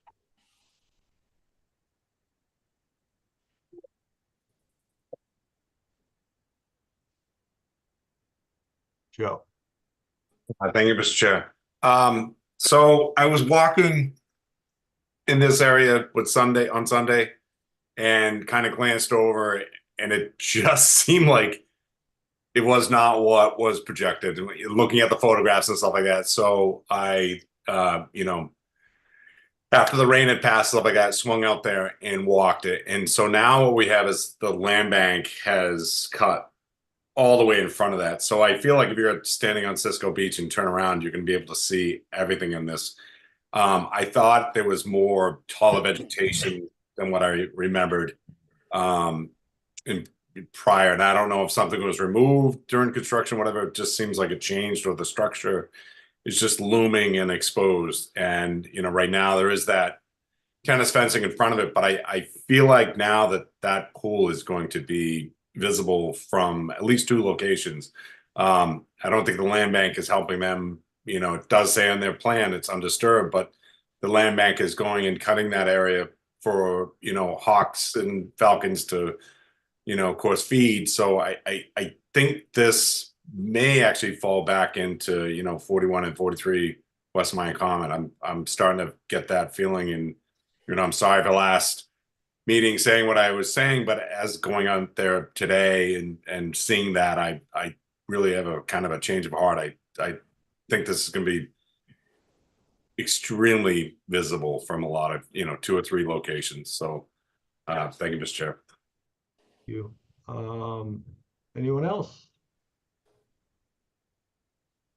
Well, I'll jump in then. So I had the opportunity to walk the perimeter of this property today, as well as walking around the neighborhood to the north of that, where we have approved some pools. And I think what became obvious to me is that that there is a great deal of exposure here to the broader moors that is really hard to tell by the pictures. It also seems to be up a little higher than the moors. So I just, for me, again, I'm falling back to maximizing the protection and scenic views. And I just don't see how this accomplishes this. The properties up in the Cudwood neighborhood where we did approve a couple pools were very encapsulated and very enclosed, and you could not see, there was no exposure to the greater moors. And I think that's the big difference here for me. So I have great reservations about this application. So, any other board members? Nat, you trying to find your button? Yeah. Thank you, Mr. Chairman. I took a ride out here too. I can't believe we didn't all bump into each other. That's a good thing, right? One at a time. That's a fluke. So God. It's that property could be anywhere the way it's set up right now. I mean, there's nothing left on that property. Everything's been cut and changed, and the fencing that's up for construction and wind and all that. So I walked next door to number 6, where the pool was put in 5 years ago. The house is over 20 years old. The pool over there is huge, with a hot tub attached to it. But the topography next door is completely different. The house part, the structure part is high, and the pool is low. Like, it's really low. It's weird how that place is set up. I don't know if they did it on purpose. I don't remember that, but it's lower. Now, back to number 8. I hear what Joe's saying. I looked in the direction he's talking about. The natural vegetation, as you look due south, I guess, towards, the airport direction, happens to not have that many natural large trees as the left and to the right has. That's just the way it is. It's just how nature, I don't know how it happened. But I personally think the pool at this place should be smaller. I think the pool is too big. It goes right up against the foundation of that doorway that goes down below. I mean, if I had my way, that pool would be smaller, and obviously there'd be a lot of screening, a lot of trees planted, etc. But the pool it's pretty big as to how it's tucked in back there. When you look at it, when you're on the ground on this property, it's not the same as looking at the plans. I agree with my colleagues on that. But because we approved that one next door recently, and this is the last piece of property that's going to get developed, and it's way away from the beach. I mean, it's not on the beach. This is like, there's nothing near it when you look in those 2 directions. So that's why I don't see a big, huge issue with the pool here, but I think the pool needs to be a lot smaller, because they're kind of maximizing. Just because a pool doesn't count for ground cover, that has nothing to do with how big it should be, in my opinion. And this, especially here, the guy next door got lucky with his land. It's not the same setup. You can't see it. You know, you certainly can't see it from the road, from Cudweed, the way that's set up back there. I just don't understand how that happened, but it's completely different. So that's my thoughts. I mean, I'm okay with it because of all the other things I've stated, but I think it should be smaller and pulled away from that corner of that stairway there, like that. Okay. Thank you. Thank you, Matt. No pools on Great Point, Dave. I can tell you that. There used to be buildings up there with electricity, though. People living there. I think Got there's the a pictures. lighthouse. I think there's a lighthouse with electricity out there, Nat. That's batteries, Dave, not real electricity like the old one did. All right. Any other board members with comments on this before we go to the public? Nope. Billy. I have Campbell Sutton's hand raised, followed by Emily Molden. Okay, great.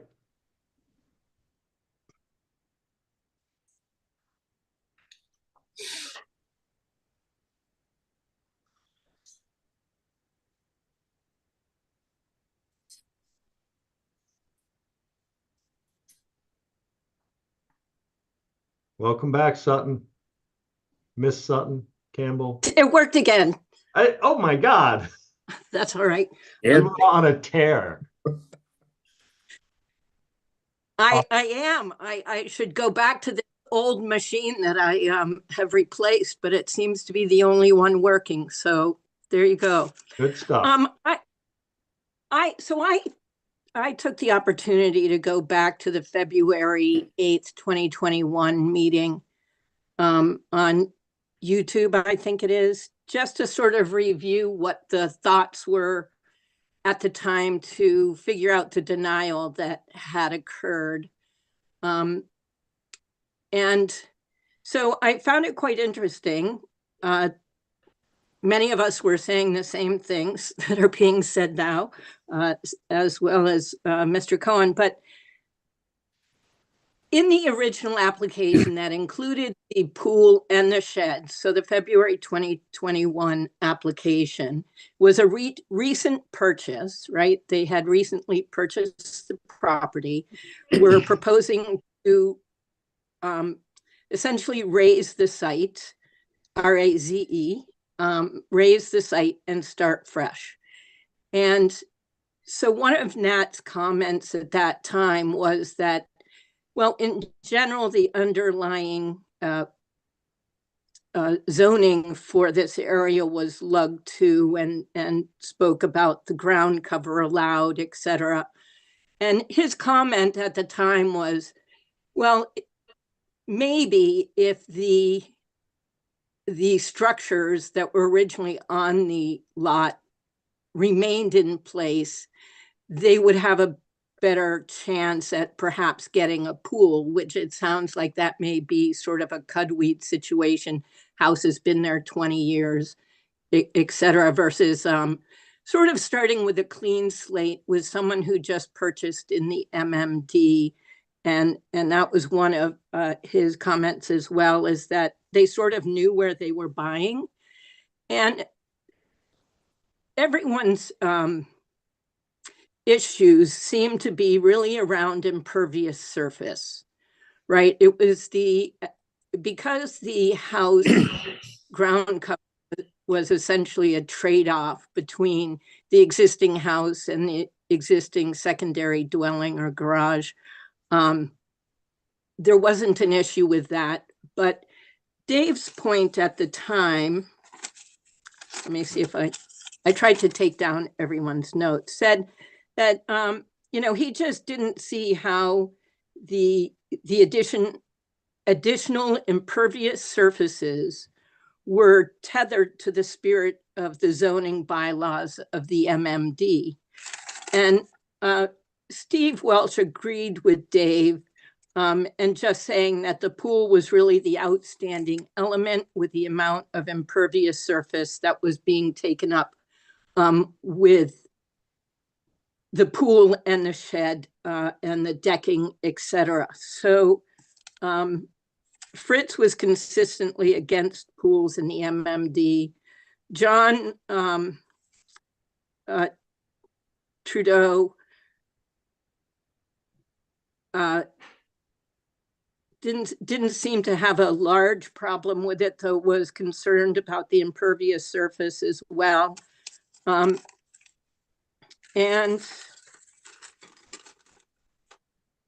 let me see, what else do I have?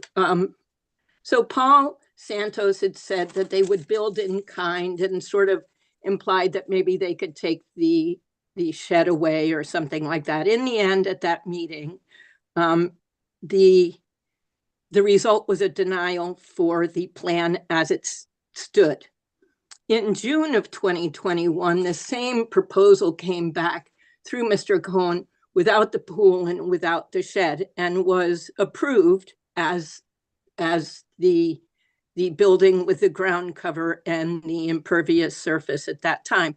And in this application, I'm not sure I'm seeing anything of significance that has changed from the original decision for a denial with the shed in the pool. And I will say that the denial was a 3-2 vote. So just so we're aware, Dave, Judith, and Fritz had voted for denial. Nat and John voted against it. And so the only thing that really significantly has changed are the members on the current board. And so I sort of have a concern about reviewing a denial, right? And then an approval of a plan without the pool or the shed. And because we've had a change in the people on the board, it seems, we're going to, potentially make a different decision on something that's not substantially different from the original application, if you see what I'm saying there. So I just wanted to bring that up because I think it's important for boards to support previous boards' decisions unless there's, again, significant difference in an application. Otherwise, I think we just open the door to random denials coming back in based on when they think they have a more favorable population on the board.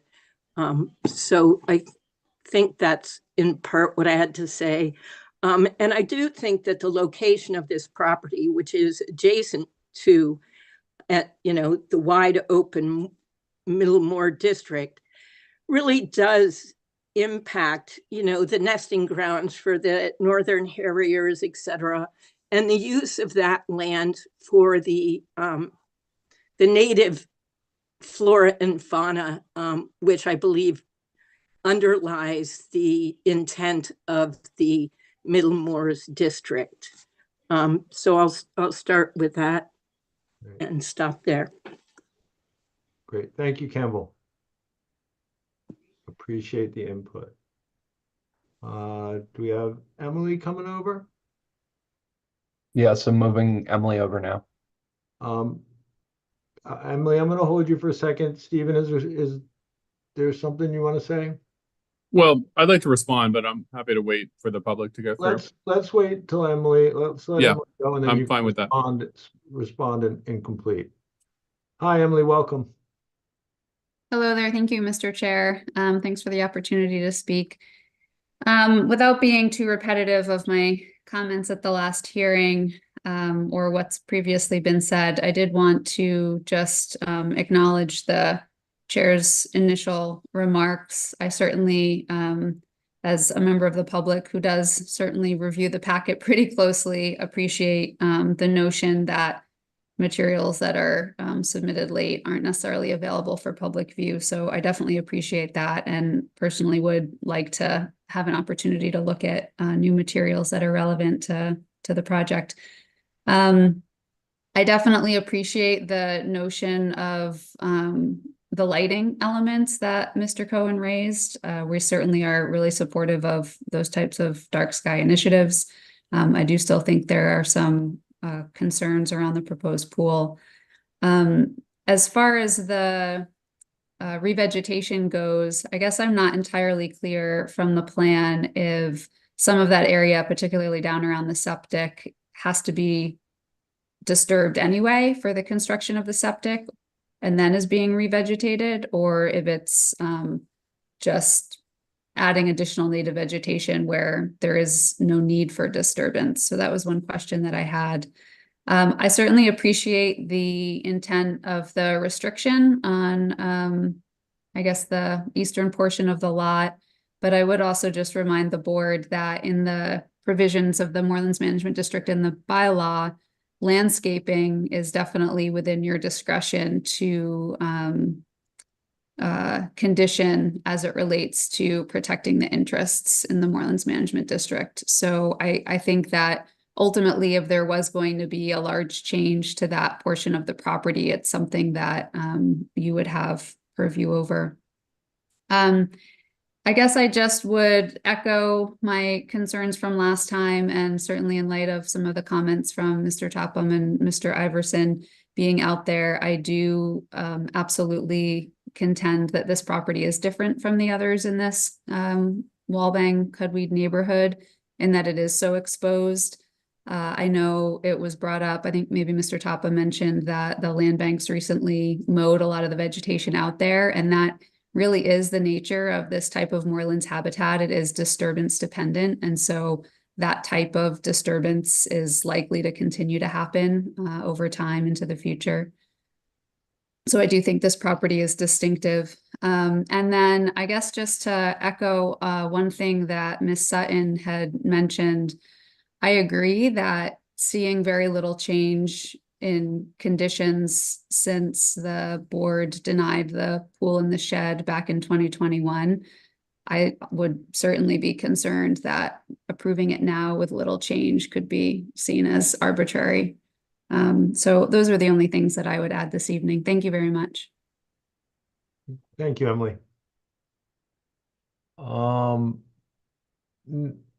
Stephen, I'm going to just see if there's anyone else in the public before just so that you can cover it all at once.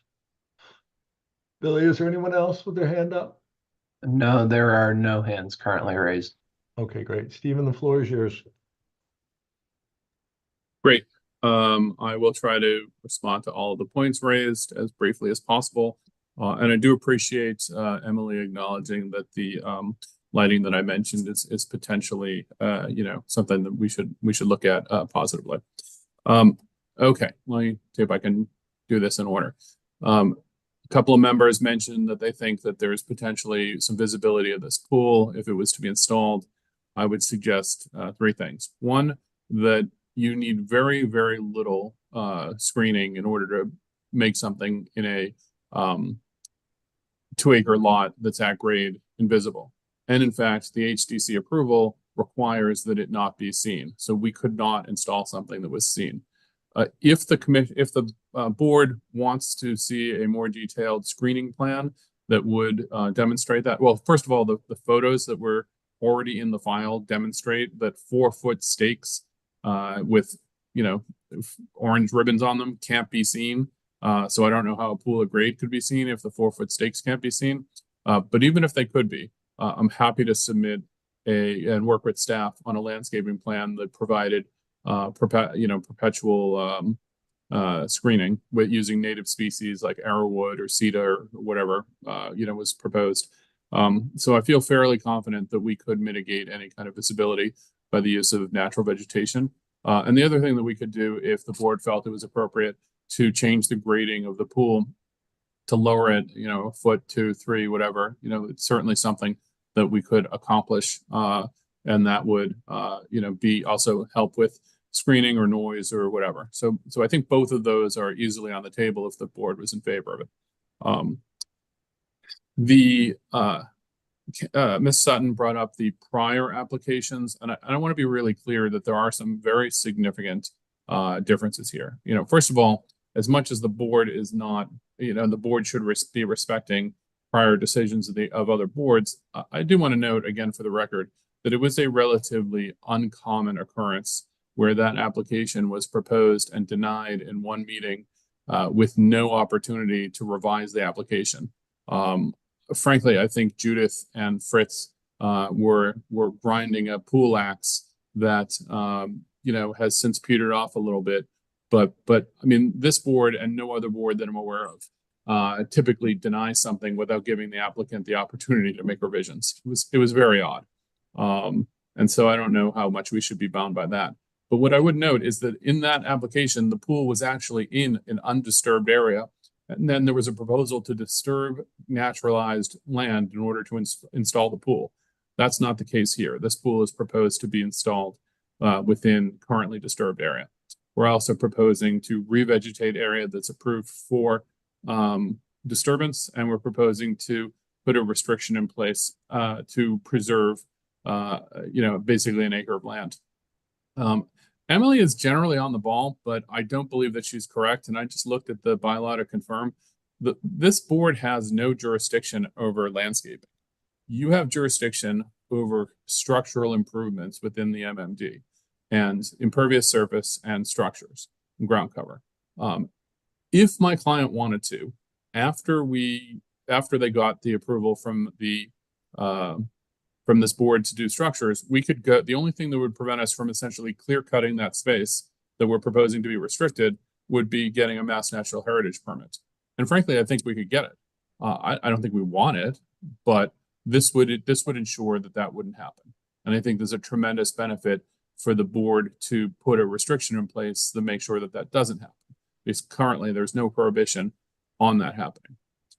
So I think there are some fairly significant differences here in terms of the lessening of the disturbed area instead of the increase of it, and some things like that.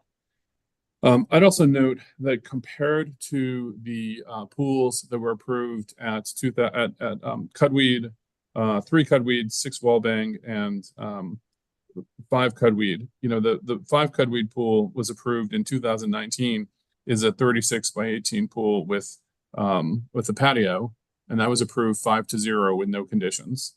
If the board decided that this pool should be smaller, we could go to 36 by 18. That's a big decrease that we would accept.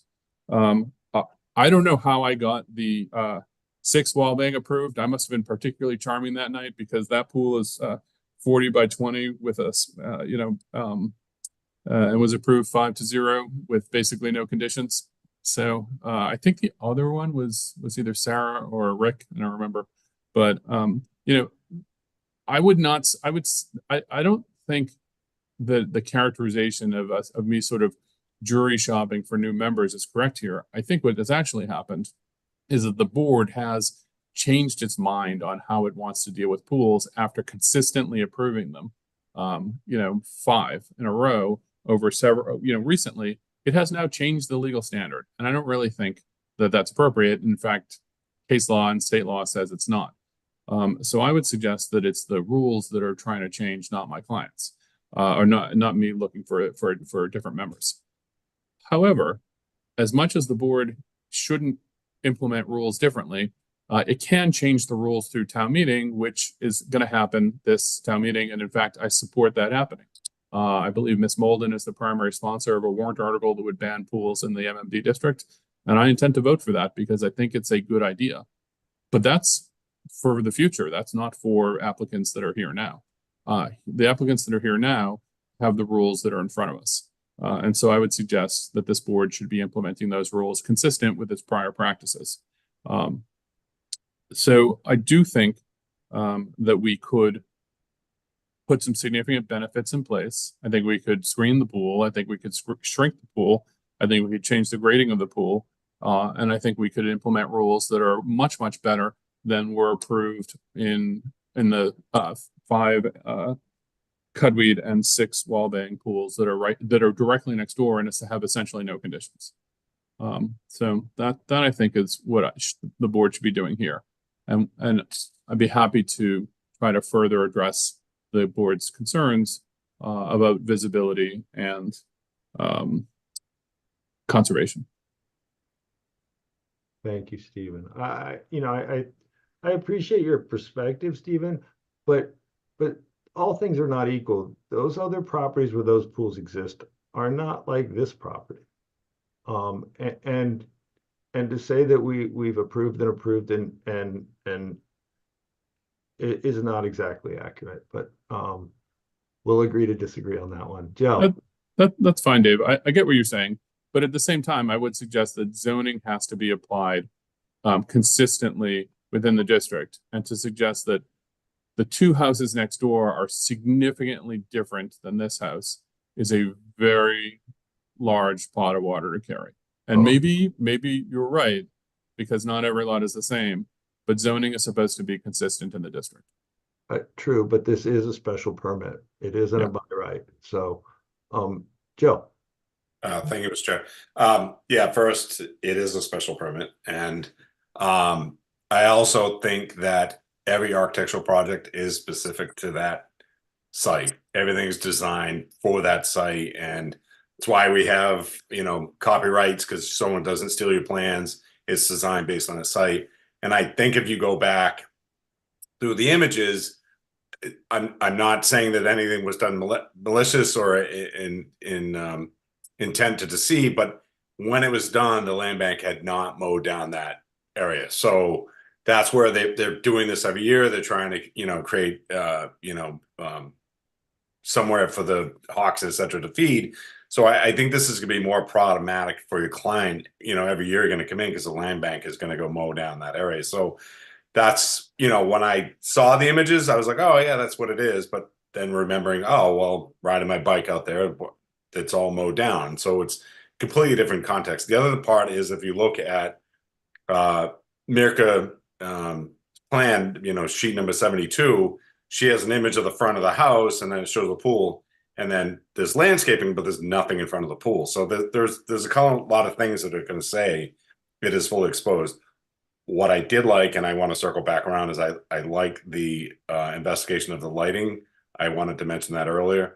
I think this is going to be something fantastic, because it is going to be very, very problematic in the area. And as far as, meeting the dark skies, I think that's very important as well. And I understand what you're saying, Stephen, but I do think that this site, and I originally I was thinking this is going to be fine.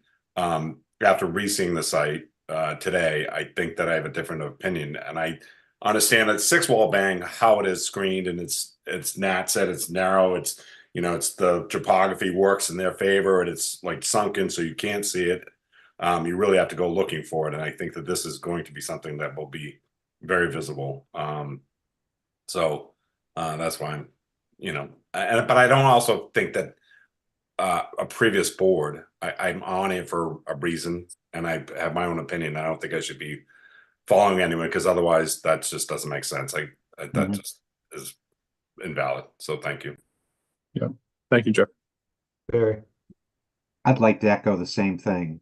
The suggestion, even remotely, that there's new people on a board and that there's some type of shopping occurring at this point, I take great exception to, and some umbrage at that. Talk about trying to weaponize a decision. So I want to just get that up on the table right now, because I think we bring very independent views to things. I know that when I look at this application, I'm certainly going to be bringing it within the context of what is available through the current zoning regulations. So let's be clear on that as well. Yeah, those kind of comments don't sit well here in any way, shape, or form. And it just goes to some of the things we've been talking about with how certain members of this town conduct themselves for certain things. But through you, if I can, Megan, the landscaping issue being under the strict purview of the board was raised, and there seems to be a little differing opinion on the legality. And so I am going to kind of turn to you, and then I want to go back to the board when you're done, please. Bear with me a moment. I'm going to pull up the bylaw. Thank you. Mr. Chair, while she's looking at that, if I could make a comment that if I was forum shopping, I'm shopping at a board that has issued 2 denials in the past few meetings. So I'm not sure that I'm exactly looking in the most friendly forum anyway. As much as I appreciate your solid advice, it's not as if we're suddenly getting these handed out like candy here. Thanks. It's about the application, not about the applicant, Stephen. I think that's right. Okay. Yep. Meg, Mm-hmm. were you answering a question for Barry? I'm looking for the answer. All right, I'm sorry, I didn't mean to rush you. No, that's okay.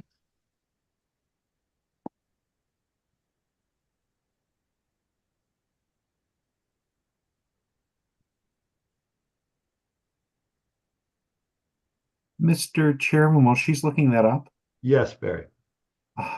there were 2 things that were brought before this board. Okay, I think she has the answer. I'm so sorry. Yep. So it's part of the performance standards, Okay. site plan approval. Okay. So the planning board has the authority to review and approve the siting of structures in accordance with the performance standards, which does include landscaping, driveway, fencing, grading. Okay. Right.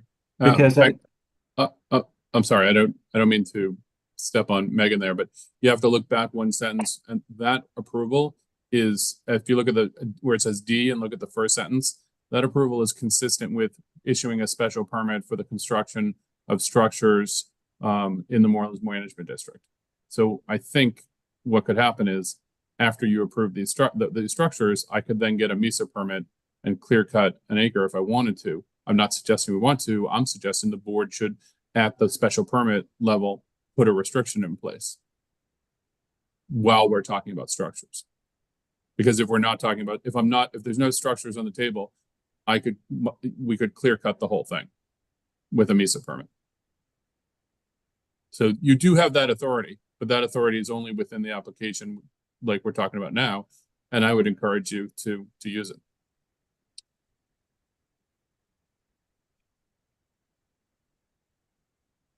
Thank you. Thank you. So, Mr. Chair. Yes, sir. Sorry. You've got a few people in the public who've got their hands raised, but there are 2 things that Mr. Cohen brought forward that I think we should vet a little bit. So I don't know what your pleasure is to either talk about those things or go back to the public. Let me know what you'd like me to do. I think that let's stay on this track and we will come back to the public afterwards. Let's not Okay. keep it up. So through you, 2 things that were offered from Mr. Cohen was, 1, to reduce the size of the pool down to a smaller size. I think he said going down to 36 by 18 would be acceptable. And the second thing was that he was willing to lower the pool in terms of its elevation as well, which would change some of the aspects that we're talking about right now. I don't want those to slip through the cracks, but I'd like to, I mean, for one, I think that doing those things, the board should glom onto and say, yeah, at a minimum, no matter what happens, we like those ideas of the reductions. But again, it's up to the board what they'd like to do, but I think that those 2 proposals should be at least entertained by the board. And I think, Megan? I just wanted to clarify one thing. I was looking up the prior decision before I kind of piped in on this and wanted to clarify for the board. This property is subject to another special permit that, would prohibit a clear cut regardless of whatever entity said that would be allowable. So I just wanted to clarify that because I think that statement's a little misleading. Thank you. Thank you. So anyways. So, Mr. Chairman, unless the public or the board has further comments or questions, I'm willing to request a motion to continue so that we could try to address the concerns about screening and grading and size.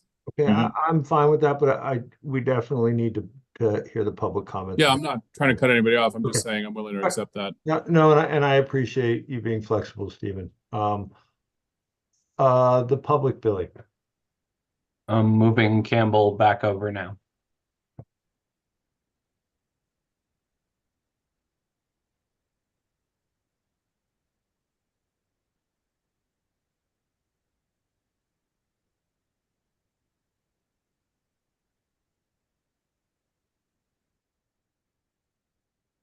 Welcome back, Campbell. My only request is for you to please keep it as short as possible because we have another pool application after this. Yes, that's fine. I just wanted to respond a little bit because there were words that have been used by Mr. Rector and Mr. Cohen that I did not say and had no intention of doing. So I never, and I just wanted it to be on the record that I personally never mentioned shopping around. That was not what I was doing. I was reviewing the February 8th, 2020 application process. That is an open process. Anyone can go and take a look at it. So if Mr. Cohen or Mr. Rector would like to go and review that to see the accuracy of what I was saying, that's fine. So I made no implication for those words. I'm hearing a lot of this word weaponizing, which currently I don't understand. I didn't try to weaponize anything. I don't belong to a club of weapons. So I take a bit of offense at trying to either undermine my position or to insult me. So I just wanted to make sure that my intent had nothing to do with the words that these two people are using towards me and my comments. So that was my main thing. Thank you. Thank you, Campbell. Anybody else in the public, Billy? Yes, Tom Barrett is getting promoted right now.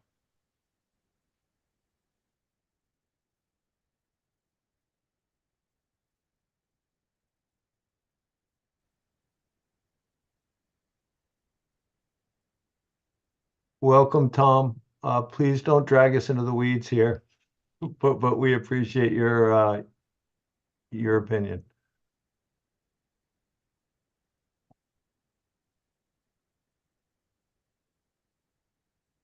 Okay, sorry about that. Sorry about that. Thomas Barrett of 39 West Mount Comet. I just want to concur, support Emily Boulder's comments in regard to this, as well as Campbell's. And I agree with Joe Topham in regard to that. The land bank did clear cut all that, and it does widen, open that up, make it viewable. So I just wanted to concur with their points that they brought, and that's about it. Thank you. Great. Thank you, Thomas. Billy? Nope. No more hands are raised. Okay. So back to Stephen.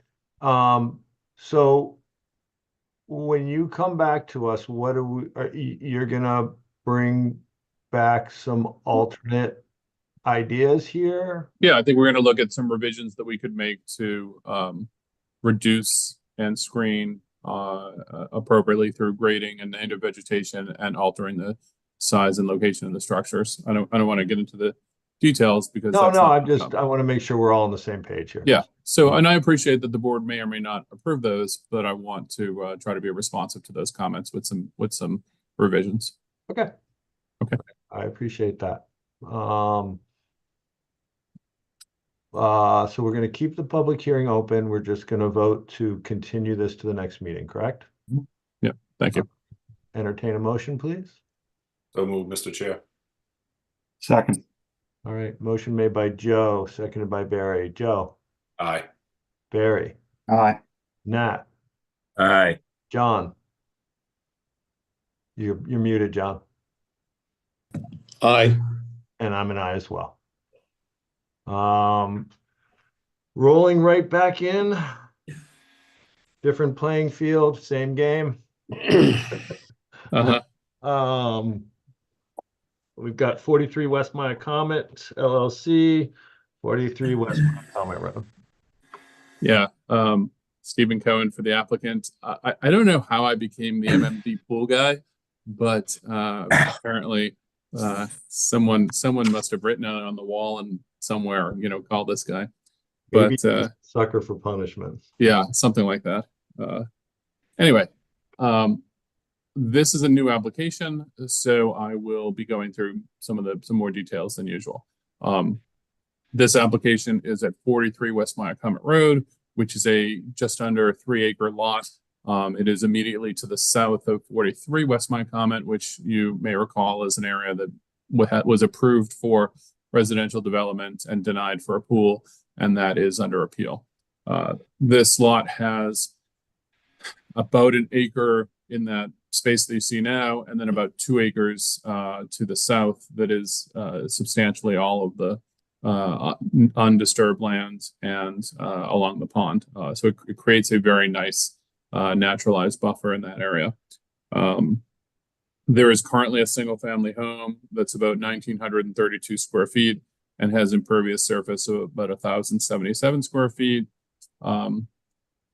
The application is very consistent with what's there now. I should note that was constructed in 1980 and the MMD district was adopted in 1984. So that predates the adoption of the MMD district.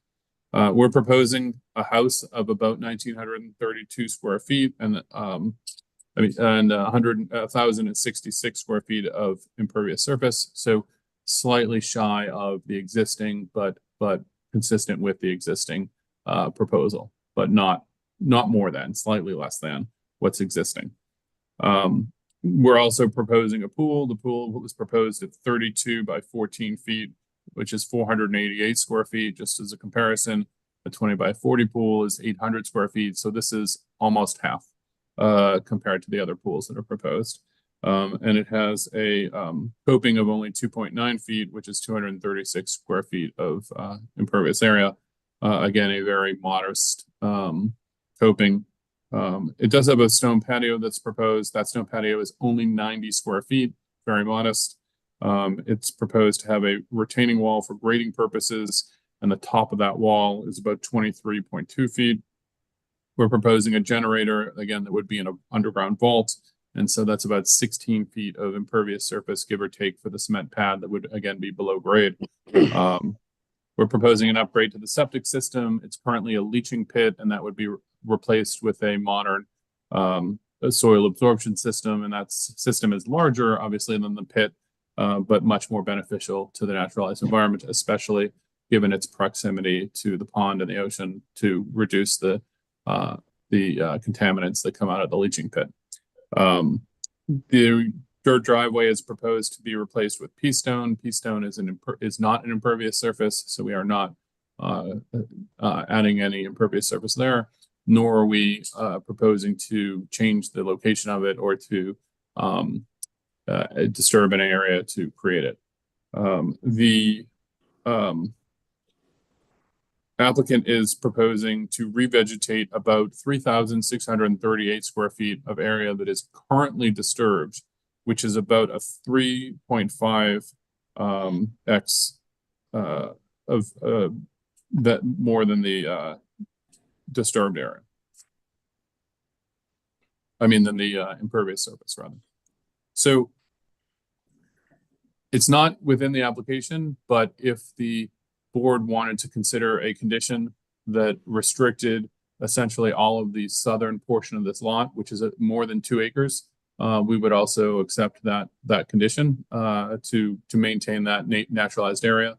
And there's some terms that are in the application for the 8-wall bang that I think are a good way to leave that as open for, you know, a walking path or something, and to allow for wildlife enhancements, but otherwise leave it as natural and undisturbed. This application also does not have the information about the low lumens lighting that I talked about, but we certainly would do that here as well. That information was not available, or I didn't have that information at the time this was filed. So I'll skip repeating it, but essentially a 32 by 14 pool would have less lumens than a standard living room light with a 100-watt bulb, which I think is a very, good comparison. The information in your packet includes a lot of details. One of those is a report from Brian Madden from LEC Environmental detailing how this how this proposal would not adversely affect state-listed rare and wildlife species and plants, which is also affirmed by the granting of a Mass Natural Heritage permit for this area. I would note that we are minimizing the impact by having all of the structures closely clustered together and most of the lot not disturbed. That the shed would be on the north side of the lot, which is the abutting other residential units, disturbances, other residential improvements. So basically everything that's not the house is on the side of the house that is behind the house compared to the road, but also towards the two residential abutters that are clustered in this area. And that goes for the shed, the generator, the patio, the pool, and everything else. We have submitted that this application is approved by the Historic District Commission and has a no-take letter from Mass Natural Heritage. And I would assert that based on your bylaw, it is approvable and consistent with the standards in the bylaw, and that based on your prior approvals, that it should be, for consistency purposes, approved here. I'm happy to take any questions. Thank you. Thank you, Stephen. Board members. Nat, I know you can't find the button. He heard me breathing. See, Dave, because I didn't mute my breathing. So what are we doing here, Steve? Tearing this house down? Yeah. Building one. So this is like a new, I don't want to say a new project, but It's entirely new. The 43 the 41 West Mycomet was an alteration of the existing structure. Yeah. This is demo and rebuild, if that's what you're asking me. Yeah, and also obviously the way we're doing this, we're gonna try to not clear cut. The house is in primarily the same location as the existing house. We're trying to rebuild on the keep disturbed everything area. right in the same spot. This is a big piece of property. This is a big lot, goes all the way to the other side. There's no new disturbance proposed, and there's a significant give back proposed. Yeah. Okay. I don't remember. I'm trying to think of new houses permitted through us with these places. I can't remember too many. So this is, excuse me for being like a new member. You know what I mean? No. I just haven't seen, like, most of the places out here are already built before or during the MMD, but in a different time, like 53, the McGannon property, like the Johnson property. So 48 was a demo rebuild. 8 Wallbang was a demo rebuild. I can't remember I think maybe it's 37. The Donnellan property wasn't a demo rebuild, but it was a significant change. But I can think of 2 or 3 at least that were demo rebuilds. Yeah. Okay. Well, that's all I have right now. We'll get into the pool later, I guess. Sick of talking about pools. Thank you, Matt. I'm gonna also peg John Kitchener on this one again to keep him consistent with MMD pools, and I like to see the pain in his eyes. So, Mr. Steve, so originally this property had the ground cover of 1,932 square feet, correct? Yeah, correct. And that's the rebuild footprint of the new house. Correct. What is the additional? And I think you said it, but can you just say it again for me? What is the additional ground cover or non-permeable surface that we're adding? Yeah. Hoping. So the impervious surface attributed to decks and patios is about 1,066 square feet compared to the existing, which is about 1,077 square feet. Okay. In addition to that, that's just like the decks and patios around the house. In addition to that, you'd have a shed of less than 200 square feet. You'd have 236 square feet of coping. You'd have 90 square feet of patio, 23.2 square feet of wall, and 16 square feet roughly for a pad for the generator. So I don't know what that is, 200, 300. Yeah, we're rough. It's 300 or 400 square feet of impervious surface more if you add those in outside of the stuff around the house. I didn't do the math that quickly, but you get the idea. Yeah, no. Okay, thank you. Yeah, but like I know the area that's proposed to be revegetated is about 3.5 times larger than the impervious surface proposed around the house. And I appreciate that, but we're taking pre-existing non-conforming and adding more non-conformity to it in a sense by adding even more ground cover, correct? I wouldn't say that. There's two different issues, and that's a little bit of a technical term. The house is pre-existing non-conforming because it's over 1,500 square feet. So you're right about that, which is one of the reasons why we're not going higher than the existing, because we couldn't, because you can only go as high as the pre-existing non-conforming number. Yeah. The idea that the board needs to issue a special permit for any decks and patios or other impervious surface greater than 400 square feet doesn't qualify as pre-existing non-conforming because there is no limit. You're just the special permit granting authority for anything over 400, but 400 is not a cap, right? And in fact, I don't think that any of the lots are even close to 400, but all of them that come in, it's up to you to decide if you're going further. It's the same way anything over 800 square feet of building needs a special permit from you, even though 1,500 square feet is allowed under zoning. There's that differential. So I don't think that there's any expansion of any pre-existing non-conforming status because the ground cover is staying within the same, and the expansion of the impervious surface is just an alteration to existing special permit, but not an expansion of a pre-existing non-conforming status. But that you're beyond the allowed ground cover already, correct? Yeah.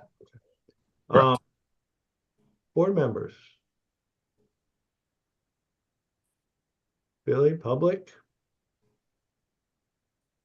Yes, Tom Merida has his hand raised.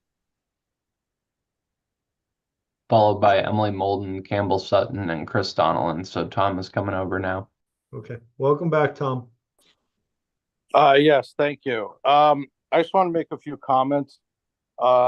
Nat and Stephen both said that the house is in the same location. It's not in the same location. It's moving about 30 feet forward towards the pond. And if you look on the GIS, if you pan back on the GIS, all the houses out there were pretty much in a straight line with each other. And because they're going to be moving that forward, it's literally going to be taking out scenic view for the 4 houses that are down the row. One of your staff reports on number 2 line says clustering the building closer to other structures for scenic views. So that's in your purview. The other thing is, because that's moved 30 feet forward, the other thing is that because they're moving it forward, they're going to be at a 16-foot elevation with a top of foundation at 19. So it's going to be standing up higher 3 feet exposed. There's no location marked on the plan for generator location. And even though that supposedly it's in a sound vault, that all that does is bounce the noise straight up and let the wind carry it. Generators are very noisy. And because they're doing the pool, because they're trying to get the pool into that back area. That's one, that's why they have to have the clearing for the septic in the back. So they are clearing more property out. And because of that septic, that's pushing the house forward because they want the better views probably. So anyway, I just wanted to raise that in regard to the scenics and the sight line of all the houses placed along the way. Thank you very much for your time. Thank you, Tom. Again, Stephen, let's wait till we hear everyone before you respond. Emily Molden's coming over now. Great.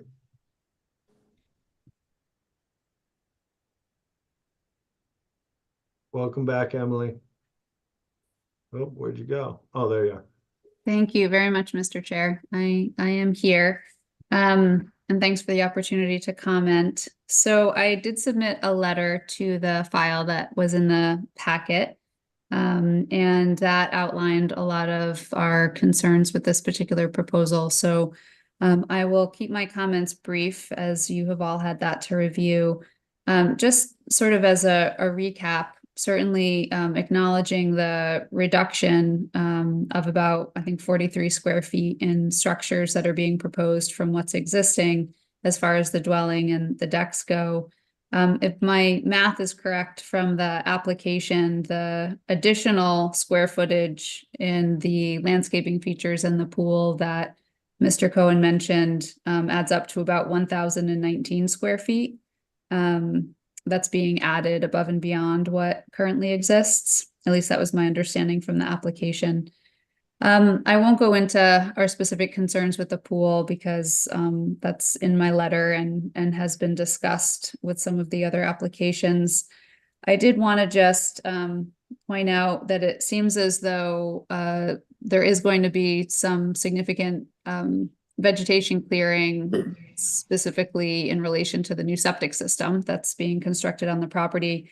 And it was a little hard to tell from the landscaping plan, but it looks like a significant part of the revegetation that's being proposed is actually in relation to that septic system project. And I just would ask the board to consider that that type of revegetation isn't, well, I certainly don't think that it's necessarily appropriate to consider it as mitigation for adding structural elements in this type of scenario. I did just want to bring up, and I appreciate Mr. Cohen's contention that I'm typically on the ball. I did just want to question and probably disagree with his contention that the 400 square foot in aggregate of additional impervious surfaces is not a cap. I think that the Moorlands Management District bylaw is pretty clear under section B where it lists permitted uses, and under that it states one single family dwelling and not to exceed 800 square feet and not more than 400 square feet in aggregate of accessory buildings and impervious surfaces. I think that it's certainly recognized that a majority of the lots in this district are pre-existing non-conforming as far as what's out there, but I think the bylaw is pretty clear that the permitted uses are intended to be limited to 800 and 400, certainly for any new development. And yeah, it certainly enables a special permit process for going above and beyond that. And just to remind the board, as was stated before, that as the special permit granting authority, you certainly do have the ability based on each individual site and project to either approve conditionally or just special permits.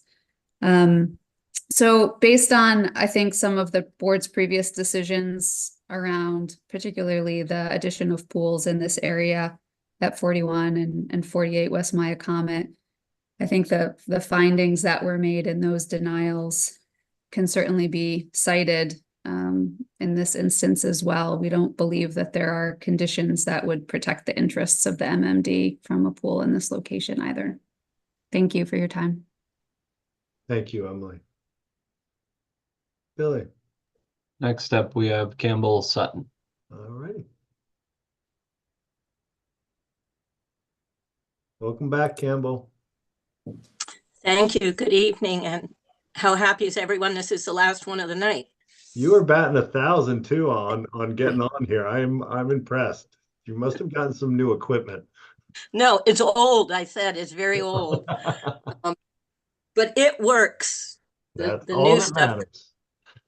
So I wanted to just sort of support what Emily had written in her letter that was in the packet. So I have two other things. One, in this packet for 43, there are some pictures of the existing 43 property, the house, etc. In my mind, that's what the MMD wants to look like. It doesn't want to look like lawns, a build out like you were in Shimo or something. So that I just want you to see what I have in mind for the MMD, something that has low human impact on the surrounding environment. And I'd also like to just read a little thing that I saw from chapter 139-13 under purpose, where in part it goes on to say that it's the intention of this district to permit a type and integrity of use which is consistent with the long-term integrity of these special ecological systems. And I just don't see where the addition of pools and sheds, etc., fits that. I don't think there's anything about a pool that adds the long-term integrity of the ecological system. I would almost argue that it sort of works against it, as pools need to be cleaned and maintained and increases traffic and noise, etc. But so those were really my 3 points. And thank you for hearing me this evening. I appreciate your time and your consideration with each of these applications. Thank you, Kat. Can't even speak anymore. Thank you, Campbell. We appreciate your perspective. Anyone else, Billy? Yeah, Chris Donnellan is being brought over right now. Great. Am I here? Yes, You are I welcome. am. All right. All right. Thank you, board, for hearing me. And I would just like to reiterate what Campbell said about how the MMD should look like it looks and not look like other fancier areas of Nantucket. And I would like to point out that 43 is a corner lot. Even though there is land bank property between the pool and the street, the vegetation there doesn't grow more than 2 or 3 feet, and the pool will be visible from a public way. And I would just like to reiterate everything that Emily and Thomas have said. And thank you, board, for your time and your patience with the MMD. I know it's been tedious, and thank you very much. Thank you, Chris. Anyone else out there, Billy? Brian Madden has his hand raised. I'm bringing him over, and I believe he's part of the application. Yep. I apologize, Brian. Welcome, Brian. Do you have any comments? Hi. How are you? Good. Thanks, everyone. For the record, Brian Madden from LEC Environmental Consultants. So I had submitted a report accompanying this application.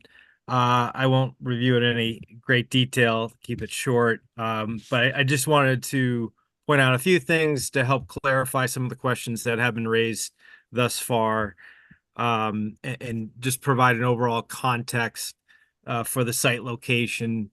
The property is nearly 3 acres, and as said by others, it has that long leg that runs along the frontage of West Mycomet Road, kind comprising about 2 acres that immediately abuts a effectively landlocked land bank property that is surrounded on 3 sides by private development in West Comet Road to the south. The proposal to add that 2 acres into a restriction will significantly augment protected open space in the immediate area, whereas otherwise this property is not contiguous with the larger MMD undeveloped areas as part of the Smooth Hummocks Coastal Preserve. And to clarify some of the revegetation numbers and breakdown, so that there's 3,600 plus square feet of revegetation of existing lawn areas of natural vegetation. The septic installation is a temporary installation of 4,800 square feet that is proposed to be naturally revegetated as a native meadow and then just maintained as such, but not be included within a permanent lawn or landscaped areas. My report had reviewed a significant amount of BMPs that I won't review at this point, but they're on the record. But we feel as designed, the project can comply with MMD performance standards to maximize the protection of naturalized areas. And I'd be happy to answer any questions. Thank you, Brian. Board members? Oh, all righty. Thank you, Brian. Anyone else in the public? No, there are no more hands raised. All right. Thoughts, gentlemen, on where we're going here?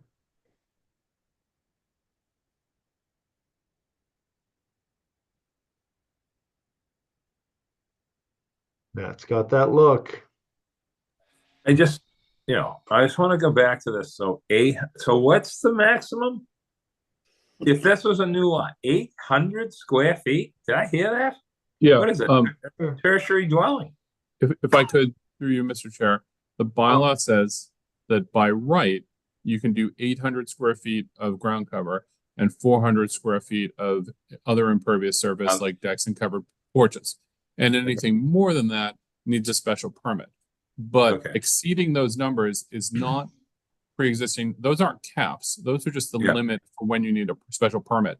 I would look at it more like if you have a restaurant that's 70 seats or more, you need a special permit, but 69 seats or less, you don't need a special permit. So that 70 seats is not a cap. It's just when does the planning board kick in?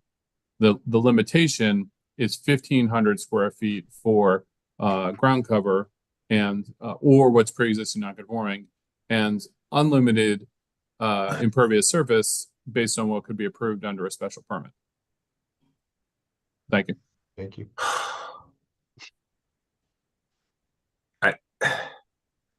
The arguments we've had out here besides pools have been like deck stuff, and I think there was a shed.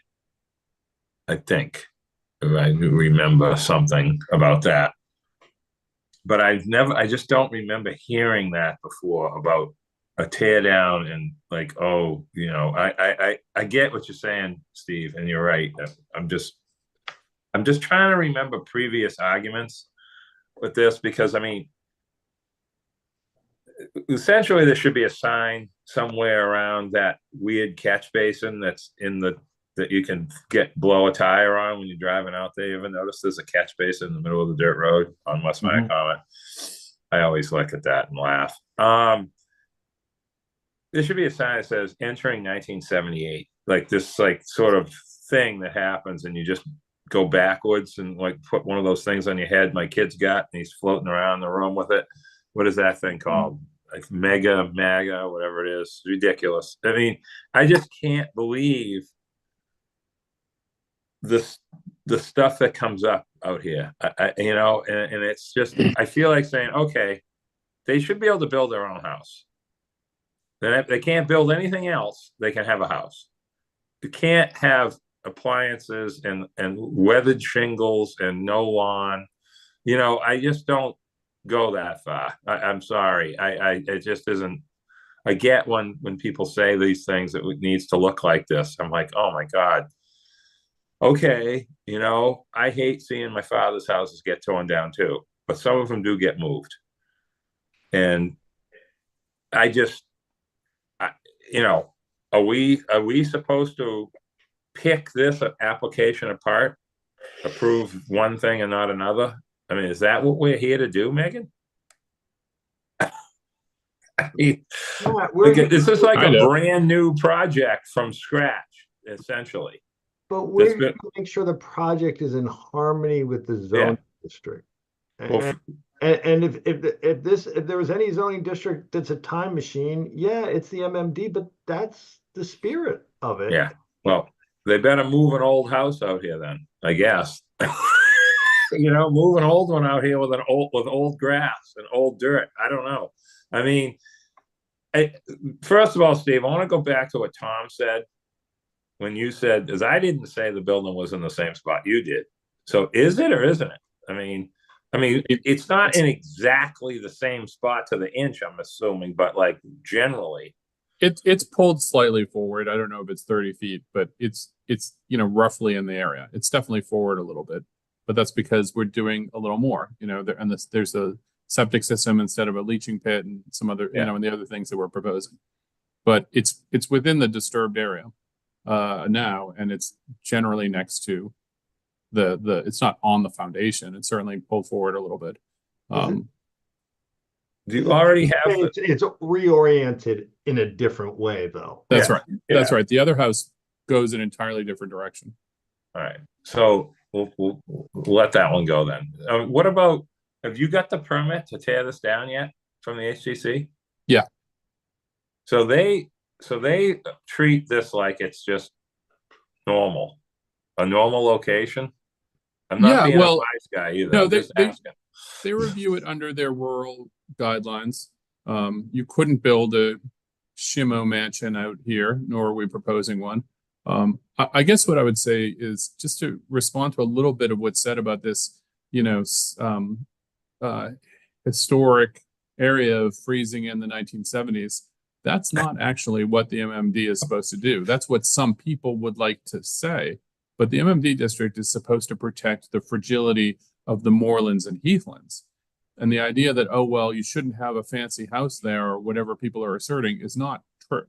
What the design of the house and the build out of the house and whether or not it has modern amenities and a shed or pool or whatever, that's all what people want because they don't like change. It actually has nothing to do with the moorlands. Steve. I'm a professional at that. Figured that out a long time ago. So, I'm just but the short version is the HDC has approved this house as an appropriate design for this area, historically appropriate design for this area. That's the part I wanted to get at right there. Is if they've approved this for this area in its look, I'm not talking about it.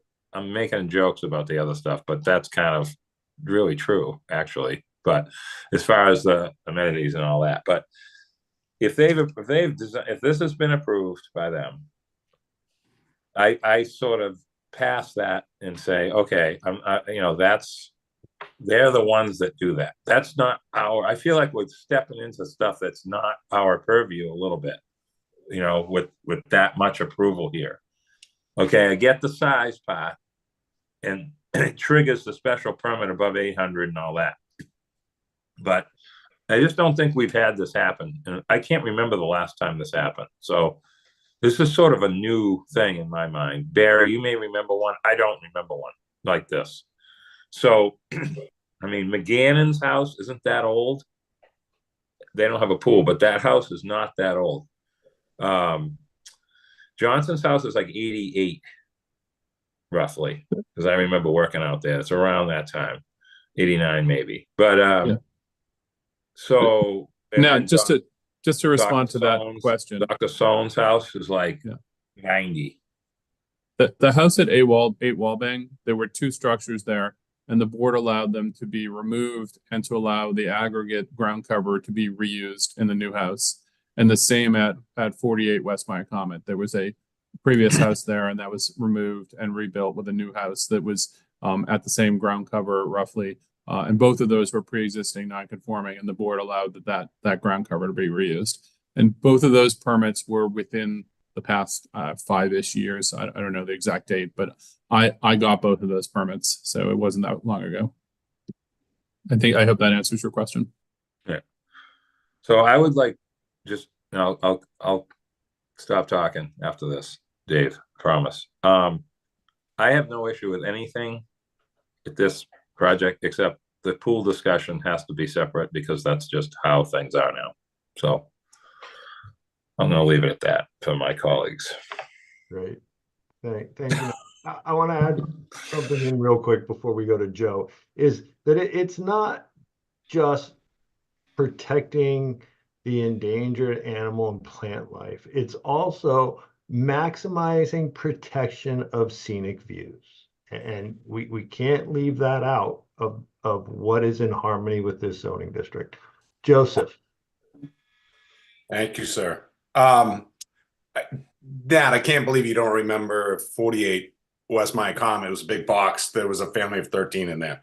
So that was there and that got demolished. And then there's a new structure.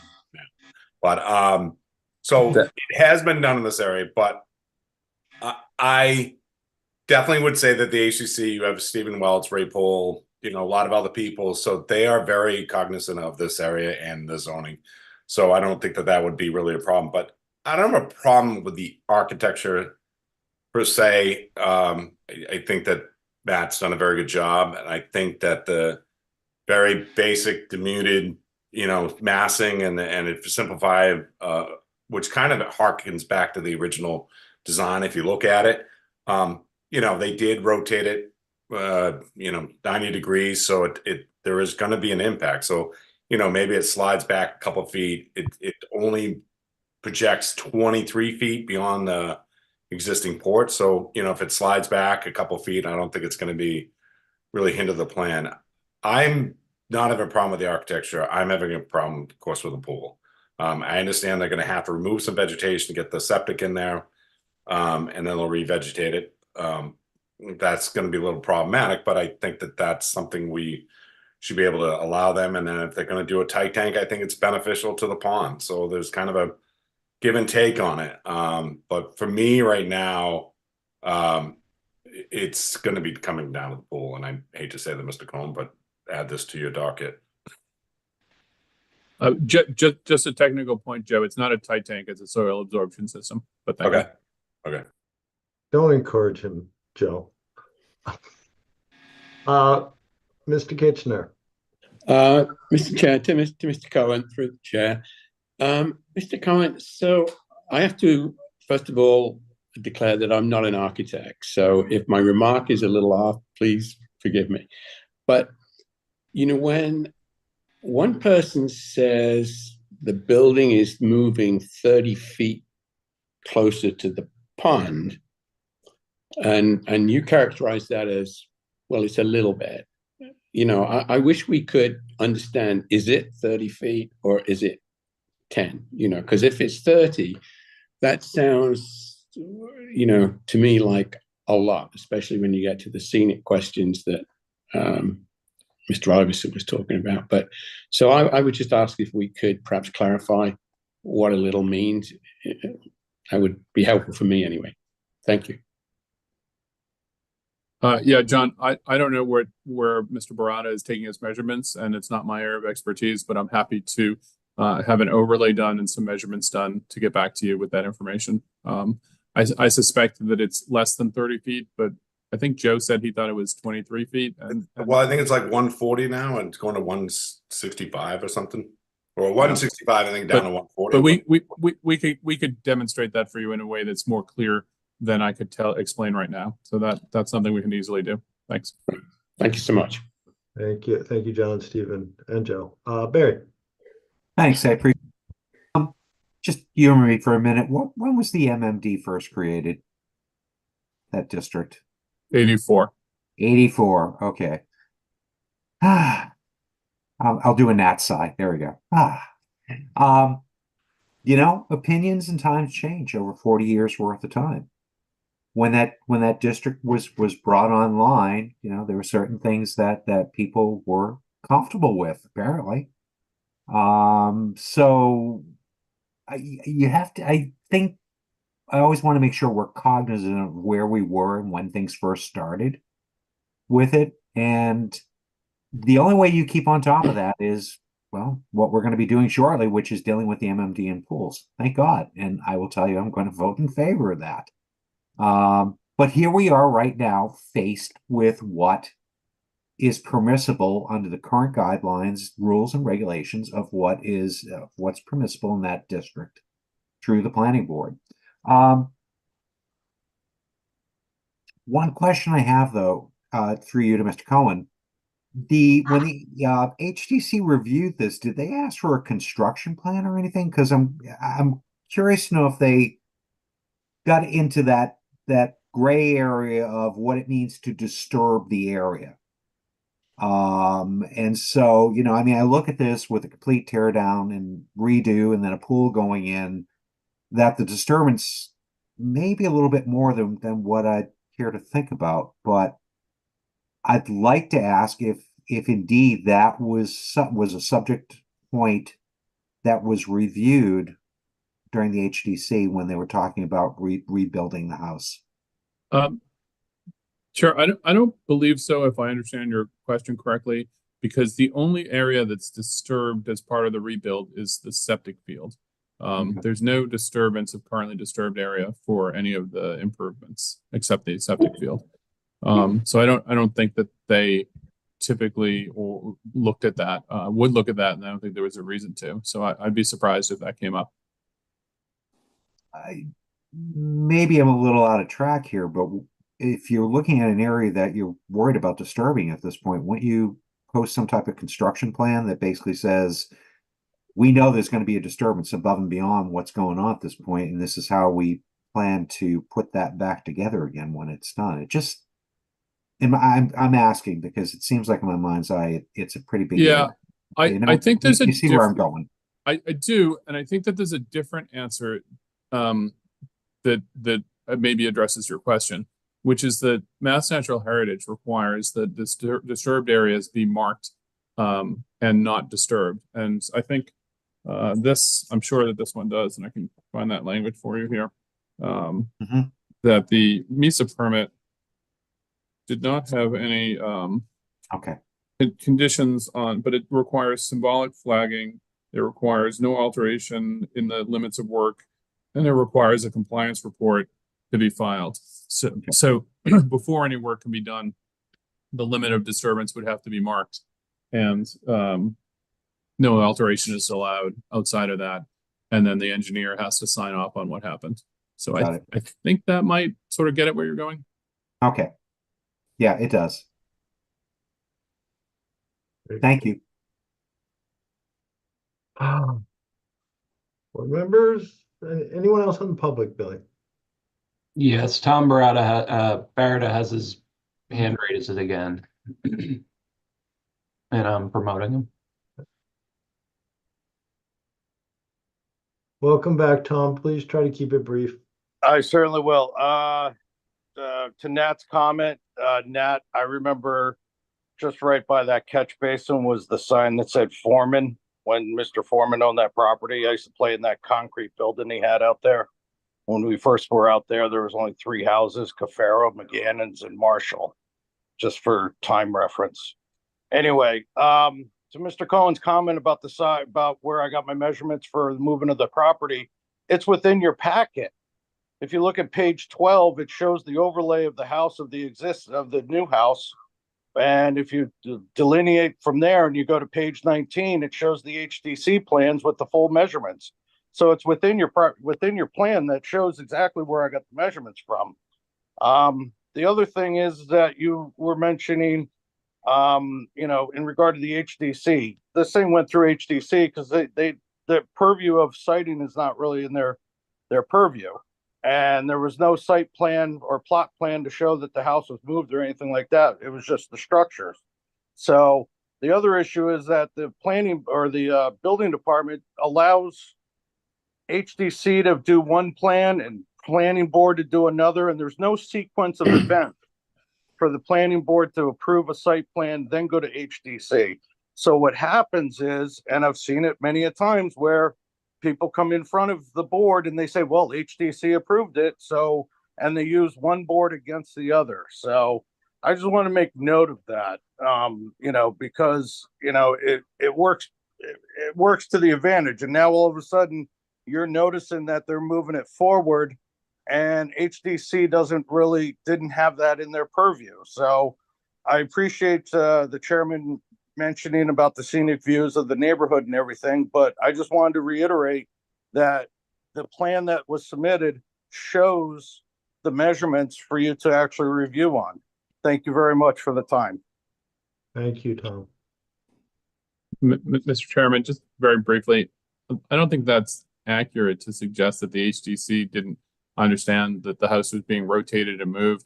The HDC doesn't approve anything without what's going to be approved without going through the demolition first, and they would have had that information squarely in front of them. And in fact, they require it. And if you are relocating a house or altering a house, they definitely take that into account. And they have on more than one occasion refused people from moving off the existing foundation if it's appropriate. So I do think that is a significant issue at the HDC that they take seriously, and that frankly I've had many fights with them about. So I don't think that portion of Mr. Verano's statement was consistent with the HDC's practices. Thank you. Thank you, Stephen. Stephen Walsh, did you reconsider your hand being up? I guess so. No, actually, just a couple of quick comments. This echoes and reinforces comments that have been made. The HDC, as a matter of practice, with the house approval, reviews a site plan, including if it is relative to a pre or prior existing structure, the relationship of those structures, in addition to setbacks from property lines.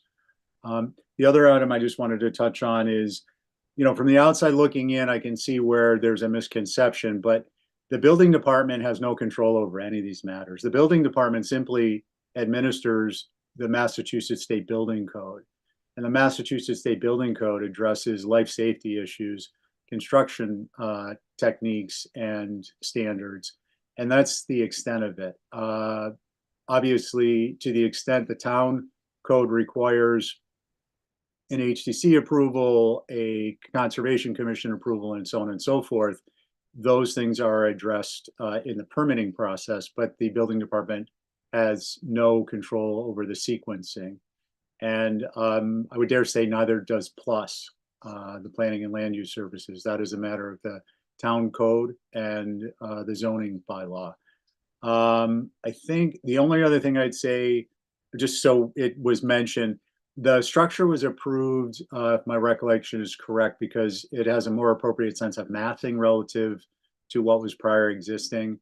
And there are aspects that are more diminutive. The pool was approved. Pool was not unanimously approved, and I'll state for the record, I was the no vote, just for clarity. And the last comment I'd make is that the HDC doesn't review as a matter of purview, and to avoid an appeal that could overturn its decisions, any type of site disturbances, that would be left to MIPA and the Moorlands Management District regulation oversight, which is MMD, obviously, with the planning board. Thank you.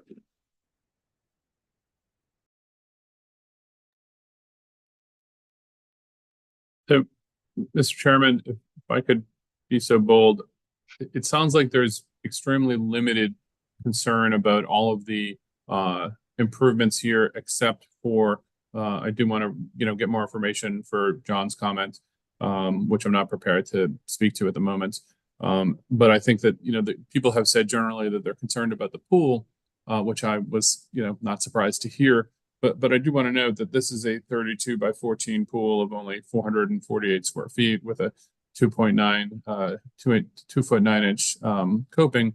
And so I guess my question is there a concern with the size or location of the pool, or is there concern the grade elevation of the pool? Is the concern screening and potential visibility of the pool? I'd like to make sure that we were responsive to what the board's concerns are. if someone wanted to speak to that. I cannot speak for the rest of the board, but again, for me, this is really about preserving and protecting the scenic views. And I personally feel like it is at odds with that portion of the harmony of this zoning district. I just, it's again, like the previous application, there is great exposure to this pool to the greater moorlands. And I think that will have a negative impact on the scenic views of the moors. And that's my position. And I Sure. would. And I'm happy to try to address that in further detail next month. I just want to make sure if we come back that if there are any other concerns, that we're addressing everybody. Joe? Thank you, Mr. Chair. I think this pool size is more palatable, but I follow Dave's what he just said. I'm still in the same belief and feelings that I felt at what are we, 43 or whatever. So I just think it's the same issues I'm going to have. I think we need to protect this area. Thank you. Thank you. Barry. Thanks. Through you to Mr. Cohen, you also mentioned too that you'd be willing to just look at the site plan again and give us something that shows what's pre-existing at the moment, and then do an overlay on that just to show us where things are getting off to, correct? Yeah, absolutely. That would be, I think, to visually, as opposed to trying to deal with it in between multiple pages. I think I was looking through the materials, and I think that it is challenging for you to try to make 4 or 5 pieces of paper line up, and it would be easy for us to put it on one sheet. So I'd like to come back and give the board that information in a way that it's more easy to digest. I'd like to update the proposed conditions, and I'd like to take another look at making sure that the size and location and grade and screening of the pool is as appropriate as possible. So I would request a continuance for that purpose, unless the board has any other comments. You're also going to put in a lighting plan as well too on this. Lighting plan too, yeah. Okay, thank you. And Stephen, not to repeat myself, but and I know we're all busy, but please get any information you can in a timely yes, sir. manner so we can have it in the packet. Thank you. Absolutely. Joe? Yeah, I mean the existing footprint is on the drawings. Yeah, I can see it It's now. extremely light. You got to zoom in, and I'm on a 30-inch screen TV, so monitor. So yeah, I can zoom in. And why I don't want to meet in person, because I don't want to carry this into the plus department. But anyways, yeah, you can see it. They just need to, clean up the quality. So yeah, we can clean that up and get a detail that's more readable. I'm turning 50 in a couple of weeks, and I find that I gotta do this a lot. So Oh, you just wait. 50 again. Yeah. Steve. Yeah, I know. exactly. You're looking good, Stephen. Thank you. Okay, so I guess we see where we're going here. Entertain a motion to continue. With that said, just one last shot at the public. Make sure we're good there before I don't want to turn anyone off. No, there are no more hands raised, Mr. Chair. Great. So entertain a motion to continue. So moved. Give it to Nat. I'll give that to Nat. Am I giving that to Nat? If he doesn't sign anymore, I'll give that to Nat. I haven't signed since the last time. Did you second that, Joe? I did. Okay. Motion made by Nat, seconded by Joe. Nat. Aye. Joe. Aye. Barry. Oh my, aye. John. Aye. And I'm an aye as well. And the battle continues, Stephen. Yeah. We'll, Thank you, everybody. I really appreciate it. see you next month. Thank you, Stephen. All right. On to other business. Resignation of John Trudell. Timeline discussion of timeline for replacement. Yep. Meg? Billy, would you mind to bring up the timeline?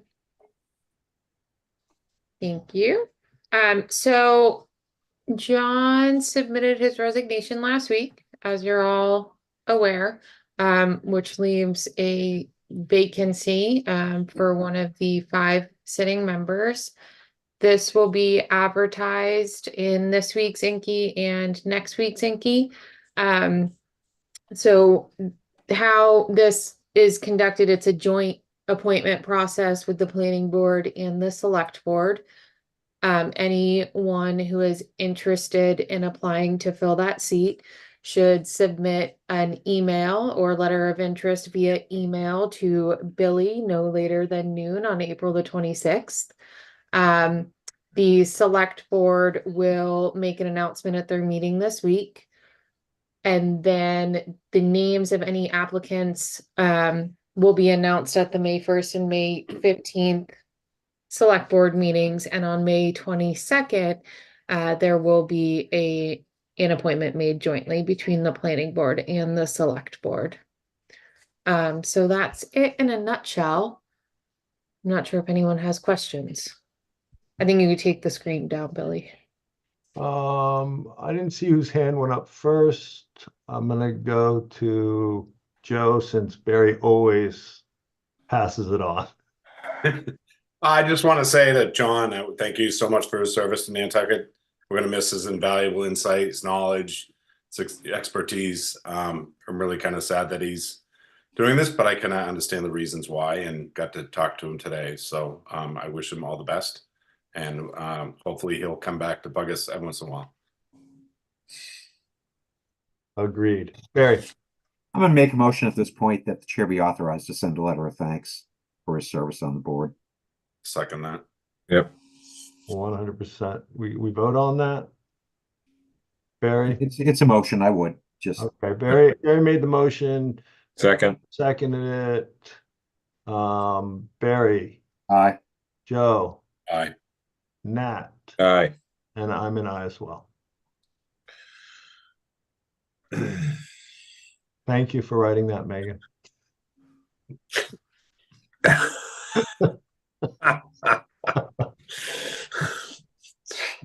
All righty. Future meeting format. There's a discussion about going from Zoom versus in-person versus hybrid. I have This is like the MMD articles, applications, but I think I got a better answer. We'll keep going. You ready? Ready Yeah, for my we're idea? ready for you, man. Enlighten us, please. I don't know if it can happen, and I understand the pressure to be hybrid, especially for regulatory boards. But we're not the select board. It's a little different, but I do understand it. So I came up with this idea the other day that I can't even believe I thought of it, and it's kind of makes sense. But I don't know if it's something we can do. And I don't want to go against the grain in the sense of like the pressure fully, but the reality is that this works really well. And it works for the people that don't live here. Mm-hmm. Okay. That I'm surprised some of them weren't on tonight for Judy Barrett. With that said, I thought about May through October being hybrid.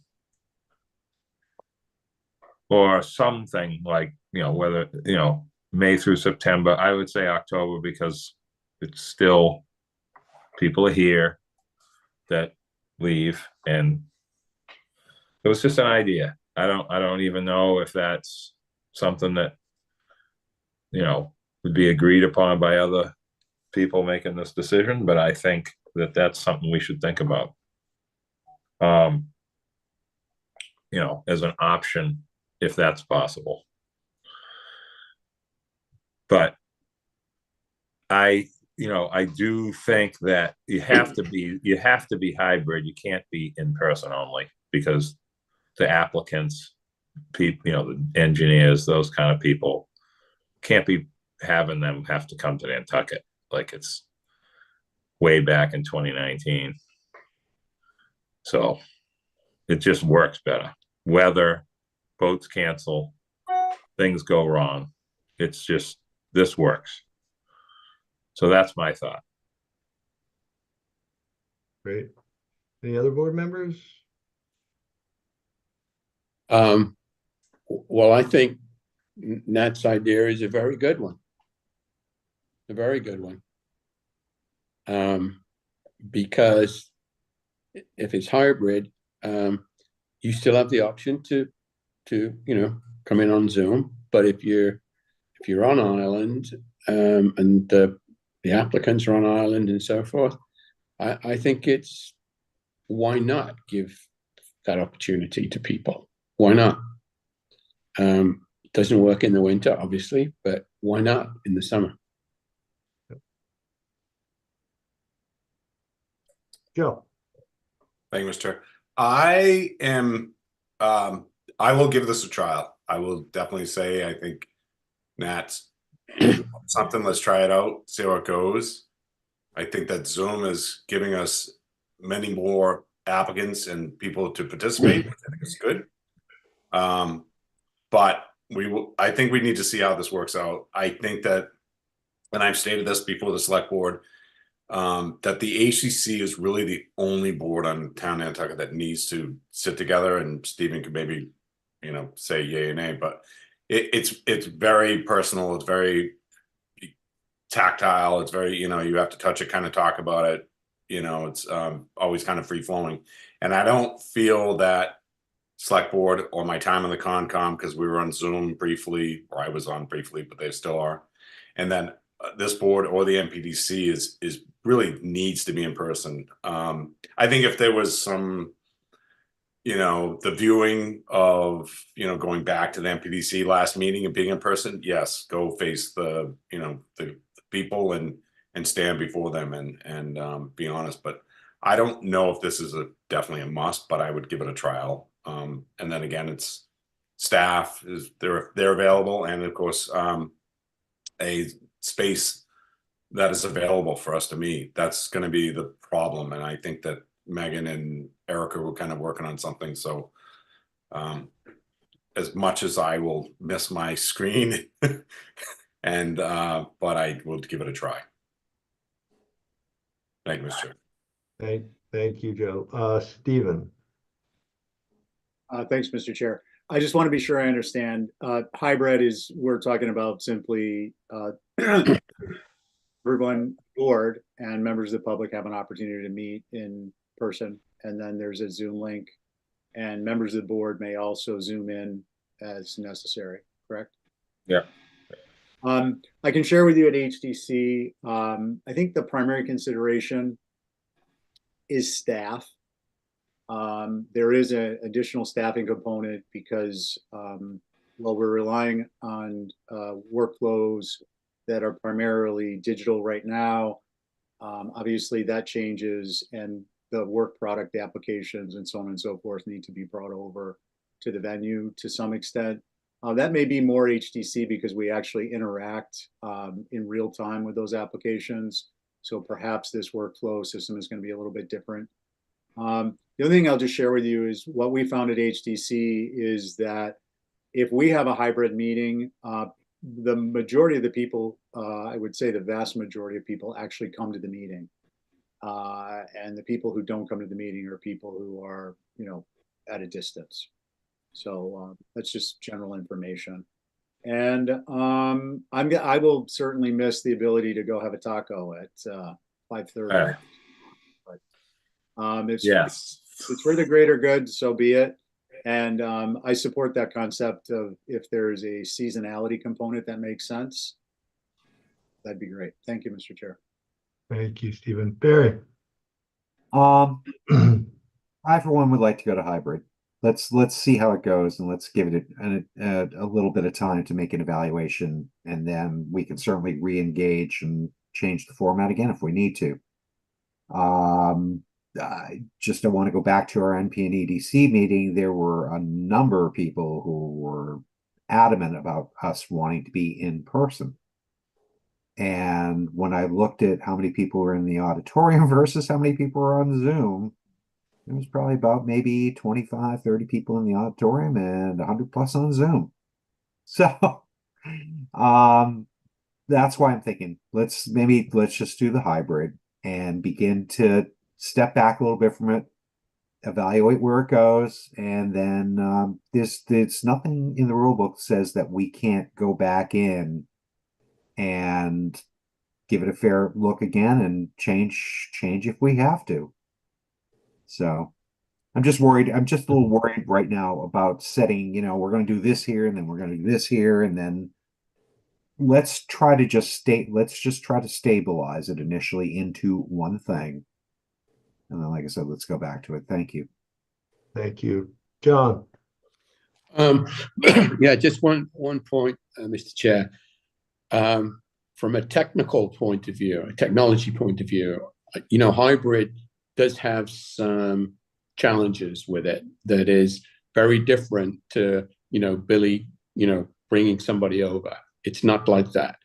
So we should be really sure that we have the technical support we need from the town to do this, because it's not an easy thing, and when it's not done right, it is very, very frustrating for everybody. Whether you're remote or you're in the room, it's very frustrating. So I don't know who would have to take that on, Megan, but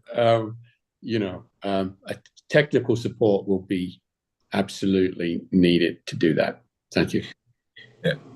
Thank you, John. Joe? Yeah. Slow down, Nathaniel. Slow down. Joe.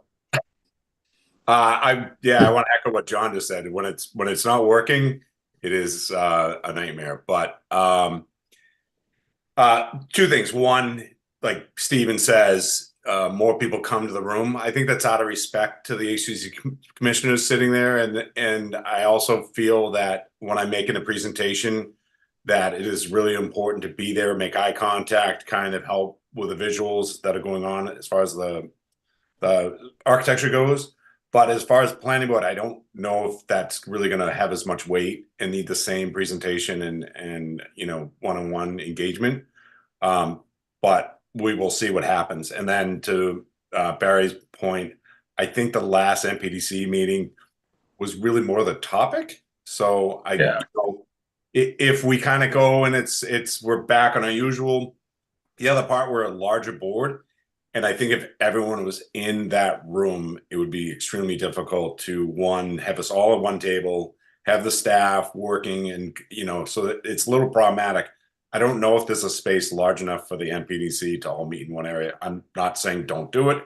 I'm just kind of weighing out some of the things that I foresee, being on the Concom and then watching the HTC, there's 5 members plus 3 alternates all trying to stuff at a table. But, luckily there's 1 or 2 members that, either not there or whatever, but it could be a little problematic. Yeah. Yeah. So, thank you. Thank you. Barry? You good? No, he had his hand up for me. No, I just want to actually say what John and Joe both said. My own way of, the technological issue. Erica does a fantastic job dealing with what she has to do. But I just don't want staff to be overwhelmed. But at the same time,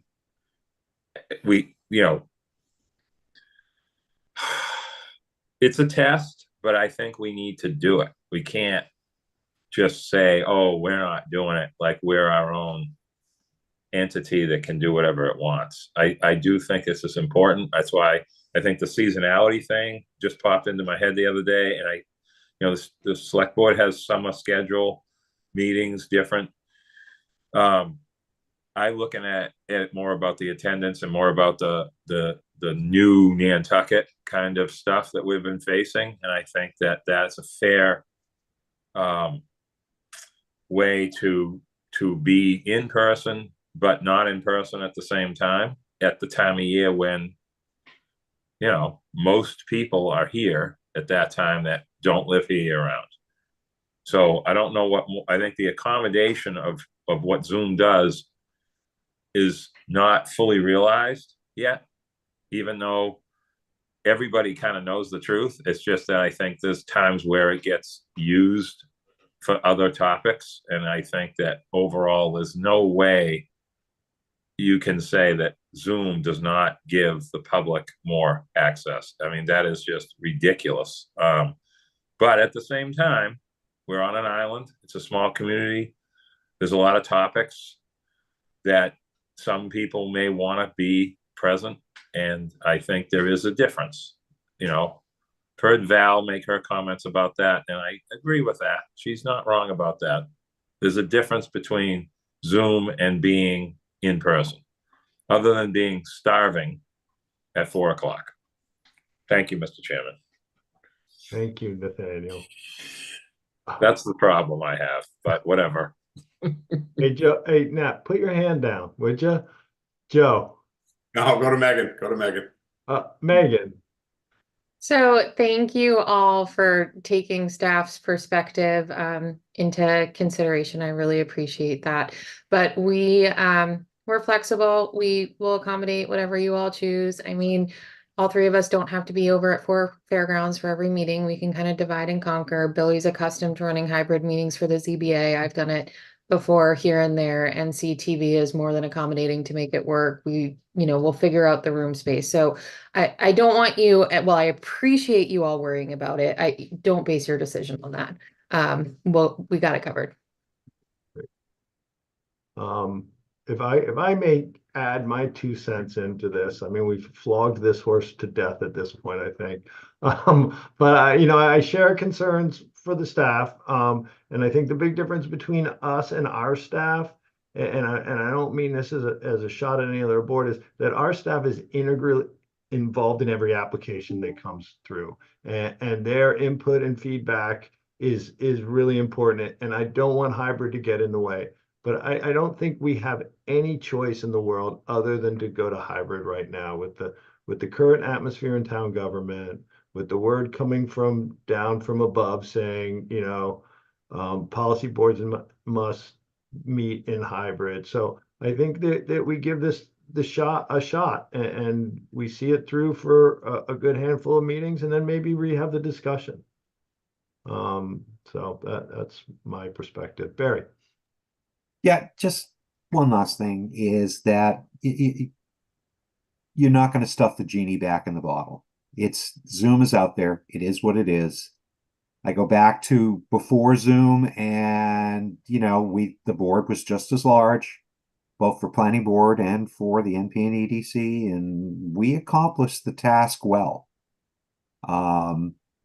This gives people a different access to things, but I hope that somehow that it's not taken for granted by the public either, because as we've identified and it's been brought up, you have to bring additional resources to the table to get to a hybrid status. Someone's got to be the Zoom monitor constantly.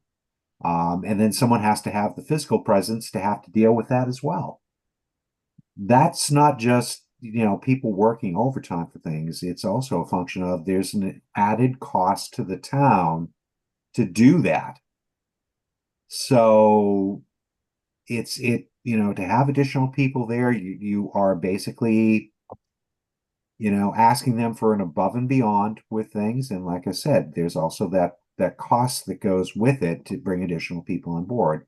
And so I just want to raise that issue because I think at times it is taken for granted.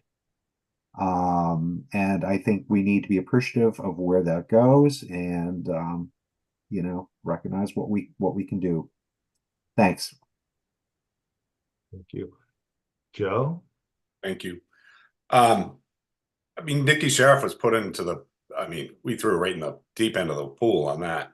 And, she did really well. It was more of like just her getting up to speed, but I would say every Plus meeting or any meeting I've gone to in the Plus staff has been there.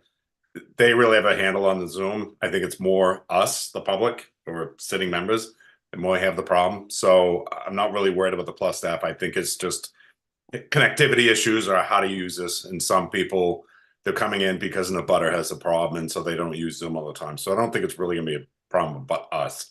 So I'm not really taking the slate at us or plus staff. I'm saying the technical problems. So I just want to make sure that that's clear. I think the plus staff does exemplary job getting us prepared, ready, and then kick it off. And no offense, you're like a referee in a game. I don't want to see you or hear from you more or less. Just want to do our job and then kind of get done. And I think you guys do a really good job. So thank you. Best staff ever. We are very lucky. John. Thank you, Dave. One last comment about staff, because Megan is a superstar, and so is the team. I will just say this. I'm looking at you, Megan. Think about tonight's meeting. There is no way that you could be in any way involved with the technical part of this when somebody says, well, Megan, can you please look up bylaw number XYZ and tell us what you think? Your mind has to be focused on this meeting the same way that everybody else on the screen. So we just, I think, have to just recognize when it comes to the staff, in Megan's role, she could not, in any universe, do the job she currently does in the meeting and anything to do with the mechanics of it. Not in a hybrid situation. Way too complicated. Way too complicated. And it wouldn't be fair on Megan. Thank you. All right, guys. So do we need a vote on this, Meg, or we just? Yeah, I'd like for you all to take a vote, please. All right, great. So entertain a motion to go to hybrid indefinitely, we'll say for now, and we can read Barry. I'll make that motion, but not the word using the word indefinitely. Okay. No, indefinitely we choose differently. I think we should. Oh God. Okay. Don't sigh, Nat. Yeah. This meeting's almost over. Let's get to it, guys. Are you making the motion, Barry?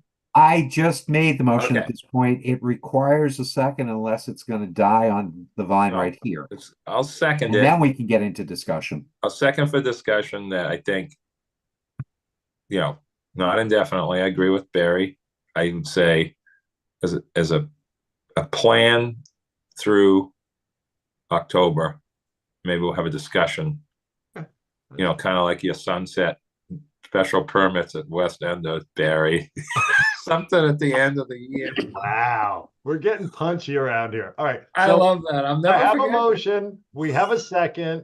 Is there any more discussion that's not going to make me crawl out of my skin? All right, great. So motion made Mr. Chairman. Motion made by Barry, seconded by Nat. Barry. Aye. Nat. Aye. Joe. Aye. And I'm an aye as well. I would entertain another motion if I Motion to adjourn. Second. Motion to adjourn made by Nat, seconded by Joe. Nat. Aye. Joe. Aye. Barry. Aye. And I'm an aye as well. Staff, as always. Alternates, thank you. Guys make us Thank you, everybody. when it's almost impossible. Good. Billy, doing great. Thank you. Bye, everybody. All right. Good night, everyone. Thank you. See ya. Thanks, everyone.